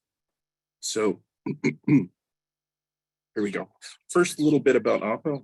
We were founded in 1982, about 41 years ago, and we currently have about 400 member companies, both domestic and international, who are involved in the herbal products sphere. While I'll be focusing on dietary supplements today, herbs are used in a wide variety of products, across which AHPA works to promote responsible and sustainable commerce and ensuring that consumers have informed access to a wide variety of safe herbal goods. For dietary supplements specifically, AHPA's intentions include working with regulators and legislators, both federal and state, providing educational support, especially where the most popular topics have been around FDA's energetic regulation and good manufacturing. AHPA also produces guidance documents around many areas of the regulatory responsibilities that we have in the US for dietary supplement products, and helps support companies understanding and implementing those best practices. So self-regulation is an area of special interest to the association. So as Patricia mentioned, we have some reference books that we produce for general use and to support the United States marketplace. Finally, we do also work in collaboration with many other organizations. Thanks very much, ODS. I'll mention a project we did together in a bit to help make sure that we have clarity in communicating with the consumer, safety in product use, and quality in ingredient production. So without further ado, I've got a little overview of US dietary supplement regulatory structure, in case you might have missed part of the slides that we had on Monday, or they faded a little bit. Dietary supplements came to be through the passage of the Dietary Supplement Health and Education Act in 1994. It amended the Federal Food, Drug, and Cosmetic Act and provided a framework that defined dietary supplements as food, excluding food additives, allowed for certain claims, label warnings, use of literature. It specified allowed types of ingredients and product forms. Most of these areas are handled by FDA. And earlier in this session, Rebecca walked us through many of the ones connected to good manufacturing practices and FDA's engagement with those high-risk facilities that have been prioritized for in-person inspections since FDA extended that to all food facilities. We also got to hear from Jerry Voss yesterday about many of the other areas that FDA works on. So if you're interested in those in more depth, definitely check out her talk when the recordings are out, if you missed it. All of which of these areas support one of the best marketplaces for dietary supplements globally, going from ingredient types, manufacturing, labeling, nutritional claims, tracking facilities, and reported adverse events, things like that, allowing for swift action and intervention in case of trouble. So outside of FDA and FTC, there's a few other government agencies involved in supporting dietary supplement products in the US, from USDA's National Organic Program, which allows you to label organic ingredients, the United States Fish and Wildlife Service, which is doing conservation work with CITES, an international convention for endangered species of wild fauna and flora. EPA is also involved with AHPA. We've worked with EPA in developing the new crop groups for herbal ingredients. They regulate pesticide use. And with some types of herbal products, especially tinctures, which can be alcohol-based extractions, kind of, if you're a chemist and are more familiar with that, the Alcohol, Tobacco, and Tax and Trade Bureau and U.S. Department of Transportation is involved. We also have the usual folks that help out with international businesses and patents. So with that overview done, let's look at some of the areas that AHPA is involved with supporting high-quality dietary supplements in the U.S. I've broken out the association's activities into a few sections for this overview. Look at a few recent areas where AHPA is engaged with regulators and legislators, hop across a few of the educational programming areas where AHPA is active, take a look at an example trade requirement, and then duck into some of our guidance documents and other resources that we put together in collaboration with members of industry and interested parties. We'll wrap up with a few slides on AHPA's sister organization, the AHPA ERB Foundation, and where to apply for research grants in that area of focus if you're doing work on herbs specifically. So since AHPA's founding in the 80s, the trade organization has been participating in the public forum with the inclusion of drug-like serious adverse event reporting for dietary supplements, rather than the pre-FSMA requirements for foods that were in the introduced in the Dietary Supplement and Non-Prescription Drug Consumer Protection Act, passed in 2006, to things like the 2018 Hemp Farming Act, which eventually led to the passage of the Farm Bill, which let us do domestic farming hemp, including a local United States farming for producing dietary and food ingredients to supplement omega-3 fatty acids, dietary fibers, and proteins, which were a big part of hemp imports prior to the passage of the Farming Act, as well as other related products. So AHPA is continuing to engage with legislators in looking at effective and useful means to maintain and improve dietary supplement and cosmetic product safety, with us continuing discussions supporting consumer choice to have access to a wide range of safe and well-regulated dietary supplement products. We're also supporting results-based solutions to address those scofflaws who label their illegal drugs as dietary supplements. In other news, AHPA is supporting USDA's National Organic Program, and including organic dietary supplement ingredients and products there. So looking at educational events, AHPA produces a wide variety of these, including webinars. Recent ones listed here, mostly related to good manufacturing practices, setting specifications, and strengthening composition of post-market surveillance, adverse event reporting. Species conservation and sustainability is also important to us. AHPA takes stewardship of these natural plants seriously. And we also provide technical workshops where we do direct training of staff in companies serving the United States for mostly identification-related activities or scientifically valid and appropriate methods for botanical materials. Once a year, AHPA holds a Botanical Congress event, which is an all-day symposium that's similar to this ODS one we're attending here, focused on supporting responsible commerce and directed towards businesses.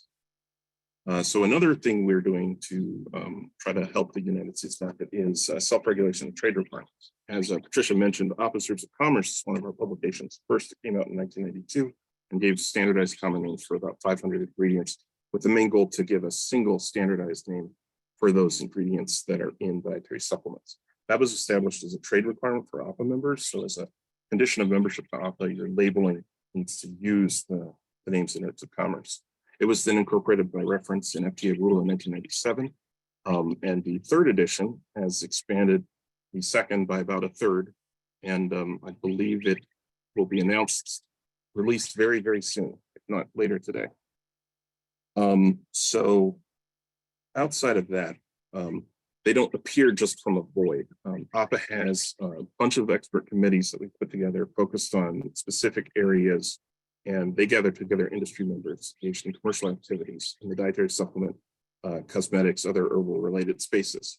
So it helps us identify areas for focus and gives us thoughtful feedback from industry experts, helping direct our engagements with regulators, educational programming, production efforts, and research development. So for example, if we look at the Chinese Herbal Products Committee, one of our committees, it was formed to promote responsible commerce of those herbs and herbal products included and are based in traditional use of Chinese medicine. So you might recall some discussion, I think yesterday, on ephedra related products and the removal from the US market outside of these traditional practitioner-directed uses in the Chinese TCM product space. The committee's more recently been involved with the production of guidances on food allergen labeling for traditional Chinese herbal products. AHPA has a white paper on good herbal compounding and dispensing practices that I'll show a little more of in a moment. And we also have a primer on import and export requirements for those CITES listed species to help support sustainable commerce. So looking at the herbal compounding and dispensing practices, a typical output paper from AHPA, These papers provide a scope of the areas they cover, and they include, many are made available for free at AHPA's website or are available free to AHPA members, if not to the general public as a whole. In particular, this Good Herbal Compounding and Dispensing Practices paper was adapted by the National Certificate Commission for Acupuncture and Oriental Medicine, which is a United States organization that focuses on TCM practice in the US.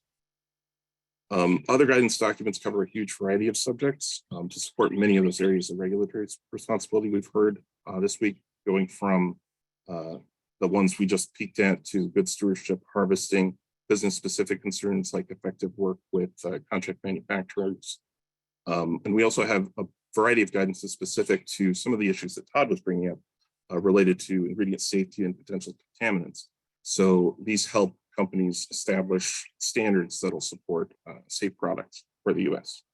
AHPA also has a free tool, the AHPA Botanical Identity Reference Compendium, which is available free of charge and provides open references to technical references that laboratory or staff in-house can use to help support herbal product testing.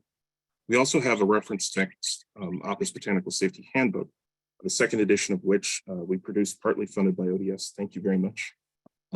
It has about 700 herbs in it and provides a primary literature review with references. It retained a classification system which let you do at a glance understanding for safety concerns.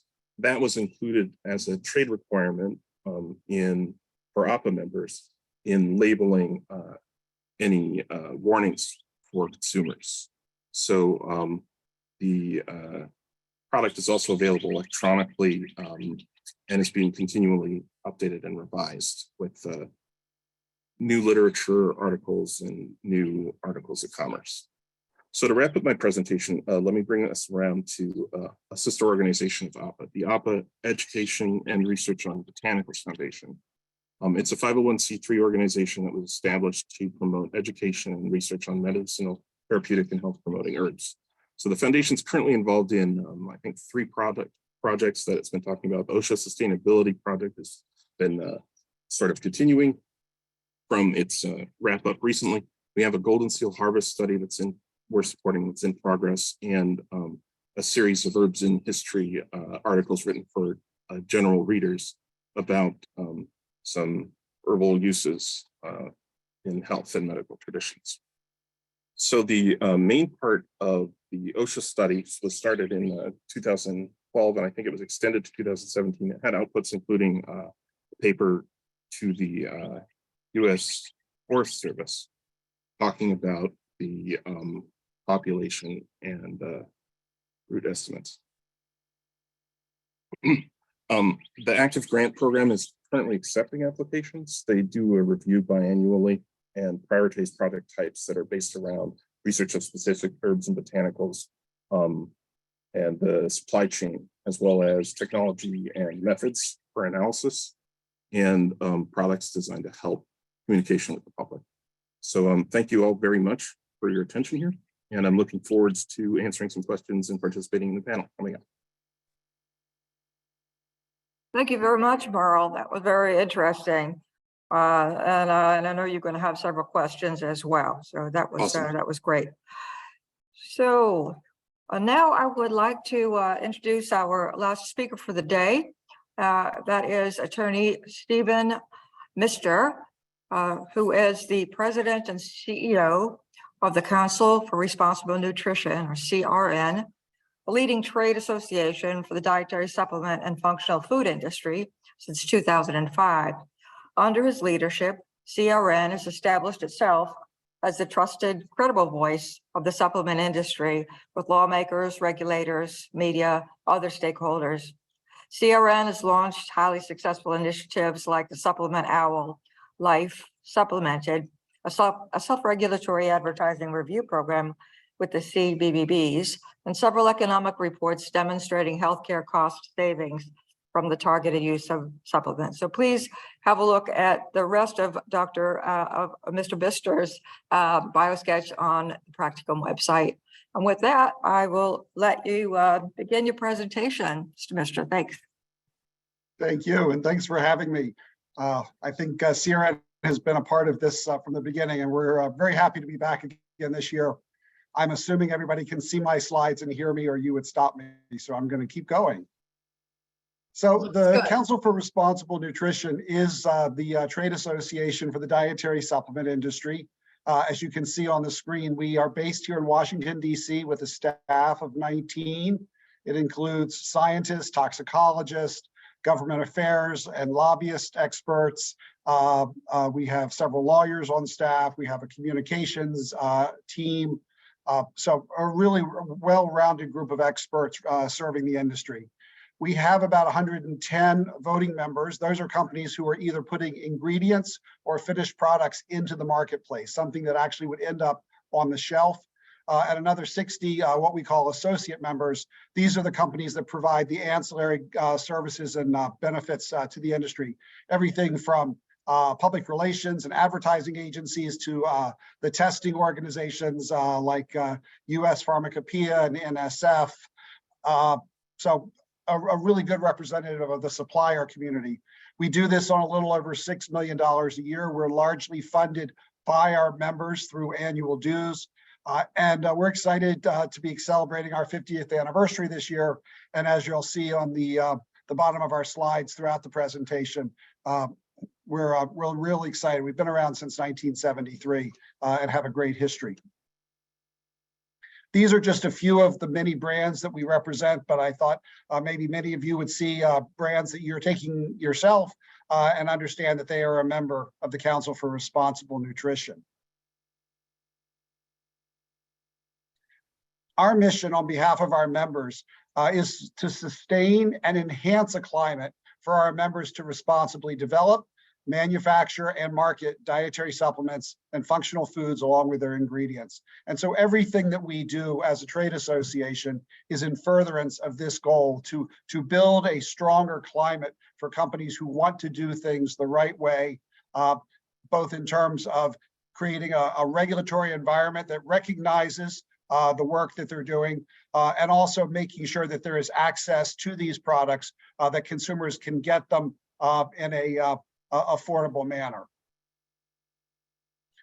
So 3 of our priorities are consumer safety, product integrity, and conveying accurate information to consumers.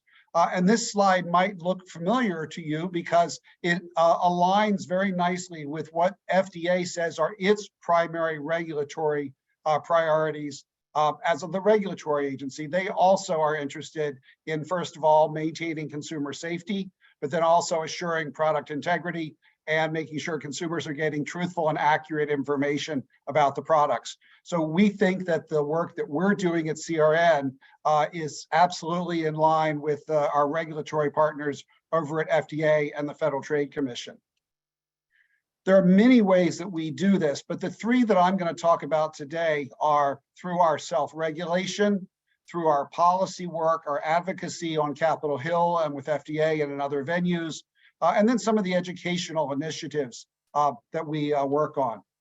So we'll start with self-regulation, and as the slide says, it's no accident that responsible is our middle name. And so at the Council for Responsible Nutrition, we take that very seriously. One of the things that we do is actually vet our members before they're allowed to join CRN. That makes us a little bit unique in the trade association community. Many associations will let anybody join, but we vet our members right off the bat. We maintain a code of ethics that our members must support.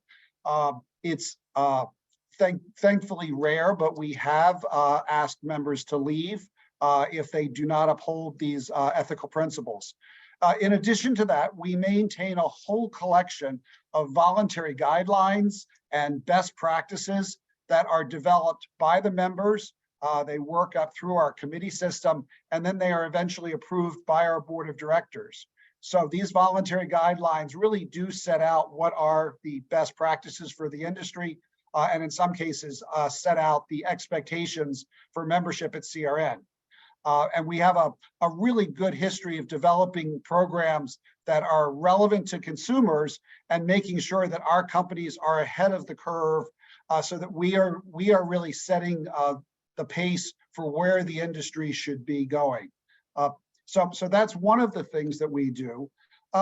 Another area that we do in the area of self-regulation is an initiative we started 5 years ago called the Supplement OWL. I think earlier this week you heard about the ODS's database of labels for dietary supplements. The industry started to create its own registry of dietary supplement labels 5 years ago through CRN with something called the Supplement OWL. One of the big differences between our database and the ODS database is that in our registry, the manufacturers or the marketers of the product are responsible for putting in the label, and they're responsible for keeping it current. So if the product comes off the market, they are responsible for removing it from the registry. And we think that sets a different direction for our registry because it is accountable to the membership or accountable to the manufacturers. So if you want to take a look at it, you can go to www.supplementowl.org. But for instance, you can search. So for instance, if you wanted to go in initially and search by brand or ingredient or the kind of claims that were made, you could do that. But this screen represents a search for Smarty Pans, which is a brand in the industry. You might then get a response. You can see there 77 results. You can then pick the one that you're looking for and start to drill down. It will give you information about what is the delivery form of the product. Does it have a supplement facts label on it? Some of these products are marketed as functional foods, so they might have a nutritional facts rather than a supplement facts label. It will give you things like, as you can see, serving sizes, ingredient list, and things like that. And then from there, you can even drill down and get an actual PDF of the label so that you can study anything about the product that you want. So this is not only a great tool for consumers, it's also a great tool for retailers, and I think for researchers who really want to drill down and get information and know that what they're looking at is the most current information about the product, because again, it is hosted and paid for by the companies that are in the database. So why did we do this? Well, we felt that the regulators really should know the industry that they are responsible for. If you cannot see the industry, then how can you properly regulate it? We felt like our regulators should know what brands and products are being out there and being marketed. As you all know, dietary supplements are not required to have pre-market approval by FDA. They're regulated by FDA, certainly, but they don't require pre-market approval. And the gap that leaves then is that FDA doesn't always know when new products come to market. And we think that they should. We think they should know what ingredients are in the marketplace. So if they do have a problem and they want to say, identify all of the products that have Echinacea in them, there should be a way for them to do that. And they should be able to know which products contain those ingredients. So that is what led us on a voluntary basis to create the Supplement OWL. But now I'm going to transition to our second area, which is policy advocacy. Because the first item I'm going to talk about is the principle of making the Supplement OWL or something like that, making it mandatory on the industry. As I'm sure you learned earlier this week, the ODS database is completely voluntary. Oftentimes, the government contractor will find a label online, put it in that database. The manufacturer may not even be aware that its label is in the ODS database, and there is certainly no requirement that it be there. So we got behind this concept a couple of years ago called mandatory product listing, which would require a FDA-administered database, and companies would have to notify FDA when they bring a supplement to market and provide a copy of that label to FDA. Again, no pre-market review, but it's sort of like as you pass go, you must let the FDA know that your product is out there in the US marketplace. The proposal also calls for all supplement labels to be in a public-facing registry so that consumers would have access to it, similar to the way that they have access to the supplement OWL. And we believe that it would make that would make it easier for FDA to differentiate between legitimate and fraudulent products. If they could easily go to this database and look at labels, look at ingredients, it would be a lot easier for them to identify products that are not playing by the rules. On the other hand, if you are avoiding FDA and you're not putting your label in the database, that would be the basis for a violation that your product is misbranded. It would also allow FDA to identify those products in the case of a health crisis where they had to identify everything that had a particular ingredient in it. There is some concern about, well, how would FDA enforce this? What about companies who sit on the sidelines and don't put their products in a registry like this?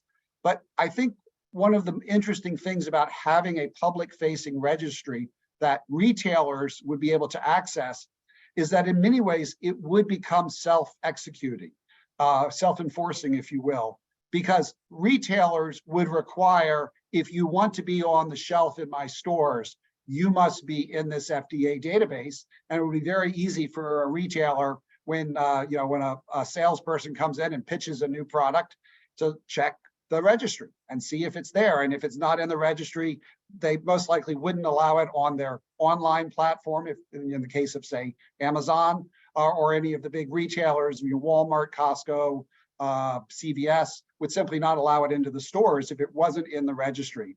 And so while we would hope that FDA would aggressively enforce a registry like this, even if FDA didn't enforce it, we believe that the retailers would pretty much serve as a private enforcement tool to make sure that companies do put their labels in that database. Another area that we're very concerned about right now on the policy side is something called drug preclusion. And this is a policy that comes straight out of the Food, Drug, and Cosmetic Act. It was part of the amendments of Gahche back in 1994. And it creates a race to market for ingredients. Because the way it's set up, if a drug is already in the marketplace, even if it's based on herbals or botanicals, or if it's a drug based on a form of a vitamin, if the drug gets there first, then you are not allowed to use that article in a dietary supplement. Conversely, if the supplement gets to market first, then the two marketplaces, drugs and supplements, can share that ingredient. And you only have to think about something like fish oils and omega-3s to see a case where the supplements got to market first decades ago, where people were selling fish oils and omega-3s. More recently, these highly purified EPA and DHA were developed as prescription drugs and are now sold under brand names like Lavazza, Vasepa. But the fish oils did not come off the market because they were there first.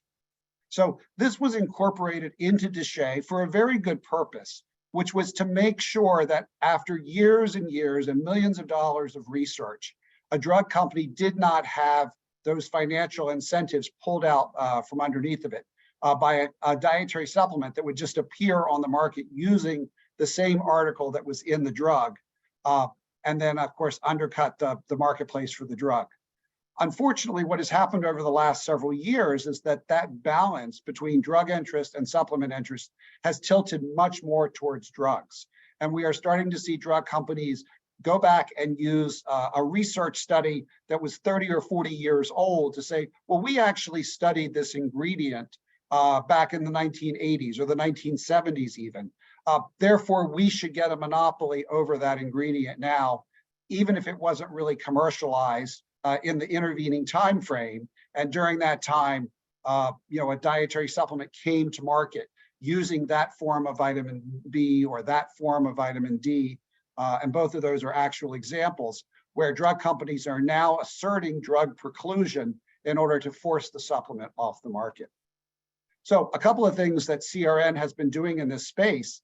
We have filed now 2 citizens petitions with FDA on a couple of different ingredients. And we're now waiting for the FDA to respond to our petitions. If that doesn't work, litigation is certainly an option. We have to wait 180 days after we filed our petition to give FDA a chance to act, but we're now counting down that clock. And then a third option is also to go back to the statute itself and to pursue legislation in Congress that would rewrite those provisions to make them a more balanced approach between pharma and supplements. A third policy area where we are active has to do with including dietary supplements in flexible spending accounts and healthcare savings accounts.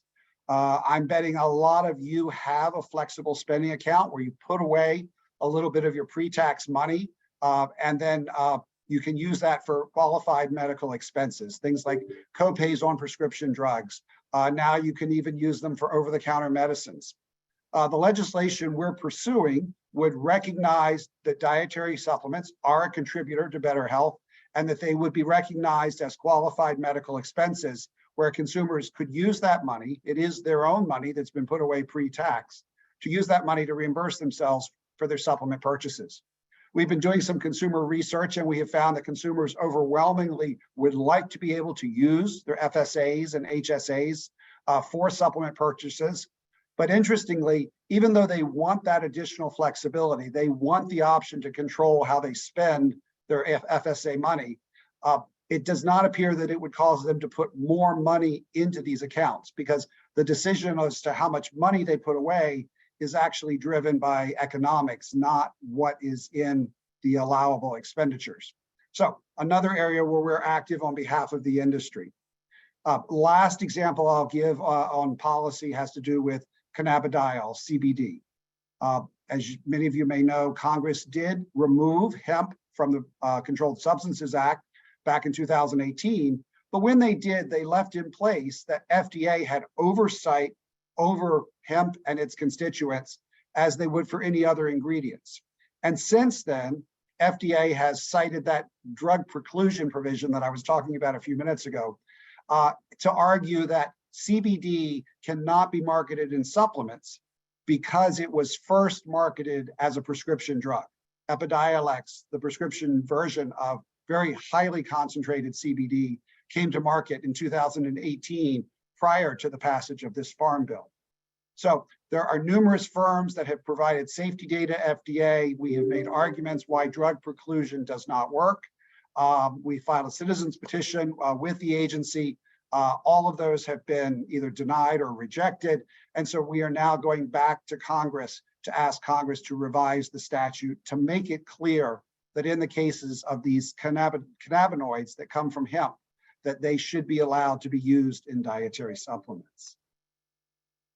And then the last area I'm going to talk about are just some of the educational initiatives that we do. Some are geared towards industry, some are geared towards retailers, some are geared towards consumers. We just recently did some research around the benefits of dietary supplements called Supplements to Savings. It looked at 9 different supplement regimens and their ability to help lower healthcare costs. So as an example, calcium, vitamin D, well known to help reduce the risk of osteoporosis. Well, that has a dollar figure associated with it. If you look at the number of women who present at emergency rooms for falls and fractures, those emergency room visits have a high dollar value to them. So if we could reduce that by even 15 or 20%, what would that do for healthcare costs? So we looked at, as I said, 9 different regimens. In all of those cases, we found opportunities for tremendous savings to the healthcare system if people would get on these dietary supplement regimens. Another area where we have been doing research is around sports nutrition products, weight management products, and a narrative that has started to take hold that these products somehow cause eating disorders and body dysmorphia. It is much more likely that they are the result of these complex psychological problems, but they are not the cause of those problems. So we've now funded a couple of different studies that have looked at the safety of these ingredients, and more recently, even looking at the literature out there to see, is there anything that would support this notion that using these products causes body dysmorphia or eating disorders? And the answer is no. There is no research, despite some of the false narratives that are spun around this. There is no research to indicate that these products cause either of these complex health conditions. Another area where we've been doing consumer research is on something called SARMs. These are selective androgen receptor modulators. They are a dangerous class of ingredients. They are not permitted in supplements. Unfortunately, sometimes we find companies put these products out there and they promote them as if they were supplements, hoping to get under the radar and no one will notice. So we've been doing consumer education to help consumers arm themselves to what SARMs are, why they're dangerous, and why they should be avoiding these kinds of products. We think that, while we need to work on the supply side and get more enforcement from the agency, it's also important to work on the demand side. If consumers know these products are not good for them, they're not legitimate supplements, maybe we can reduce demand as well. We've also been very interested in the relationship between vitamin D and COVID-19. Back in 2021, the former Surgeon General wrote a byline piece calling for doctors to aggressively start testing for vitamin D levels and recommending vitamin D to their patients. There are now over 100 clinical studies looking at the relationship, and they overwhelmingly have demonstrated that, yes, there is a connection between higher vitamin D levels and lowering of the incidence and the severity of COVID-19. So we've put together an education center. Vitamin D and Me is the name of the program, where we've collected up all of this research to make it available to researchers, to healthcare practitioners, and to consumers to learn more about the connection between vitamin D. It will take you directly to these research studies. We've compiled interviews with a number of the experts and a number of the researchers in this area, and you can either watch their entire interviews, or we do have clip reels with just the highlights from those interviews as well. And then another area that's of interest to the industry has been probiotics. This is a campaign that's targeting retailers to help them understand the kinds of products that need to be or that should be on their shelves and the ones that shouldn't be. It educates them around how to label these products correctly for the quantity, identity, and viability of the probiotics, and then gives them a lot of resources to help them do a better job of curating the kinds of products that they put on the shelf. We have another program called LabelWise, which helps consumers develop their label literacy for supplement products, breaks down the supplement facts label, helps them understand what is the daily value, how is that computed, and how to read a supplement facts box more efficiently. We're also not afraid to criticize other organizations when we feel like they're getting it wrong. This past year, FDA launched some education efforts for consumers, and we were very concerned about the overemphasis on risk that FDA puts into these materials. There's very little acknowledgement that dietary supplements actually do fill nutrient gaps, that they do contribute to health. And instead, they focus on the risk of taking a tainted supplement or a supplement that really isn't a supplement at all. So for instance, in their programming for educators, we found a mismatch in terms of the discussion of risk versus benefit. The last thing I'm just going to mention is we also compile a consumer survey every year that looks at attitudes, buying behavior, and I'm going to just go real quick through some of these. So as I said, we do this every year so we can benchmark it year to year. You can see supplement usage did increase during the pandemic. We knew that. This verifies that. It got as high as 80% of consumers saying that they had used a supplement in the last year. And then in 2022, it did take a little bit of a dip. We can break down that information to find out what do our users look like with a whole host of demographic data. We look at which supplements they are using. Not surprisingly, vitamins and minerals are the most popular, with 99% of supplement users saying that they use a vitamin or mineral. And you can see we also look at other things like herbals, sports nutrition, and weight management as well. This I want to spend just a little bit of time on because one of the I think the false narratives that we hear in the industry is that dietary supplement users will take a supplement and then sit on the couch and think that they've done everything they need to do. They don't exercise, they won't eat healthy, they'll feel like that the supplement is a magic bullet for them. And the data consistently shows that this is not true.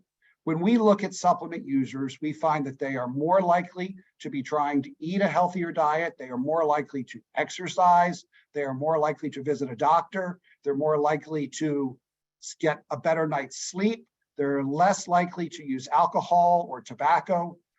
And so really what it does is creates a lifestyle that dietary supplements are part of a series of behaviors for people who are trying to pursue a more healthy life. And this notion that they are serving as a substitute and giving people an excuse not to engage in other healthy behaviors is simply a false story that is not supported by the facts. And that's it. I'm happy to take questions. And if you have more interest in learning about CRN, you can visit us at www.crnusa.org, and you've got my email as well. Thank you.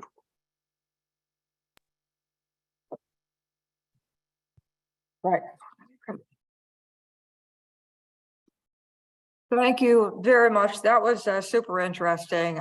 We can see that you've been busy. So with that, we're going to begin our Q&A session, and Jaime, Gahche, and myself will be fielding those questions.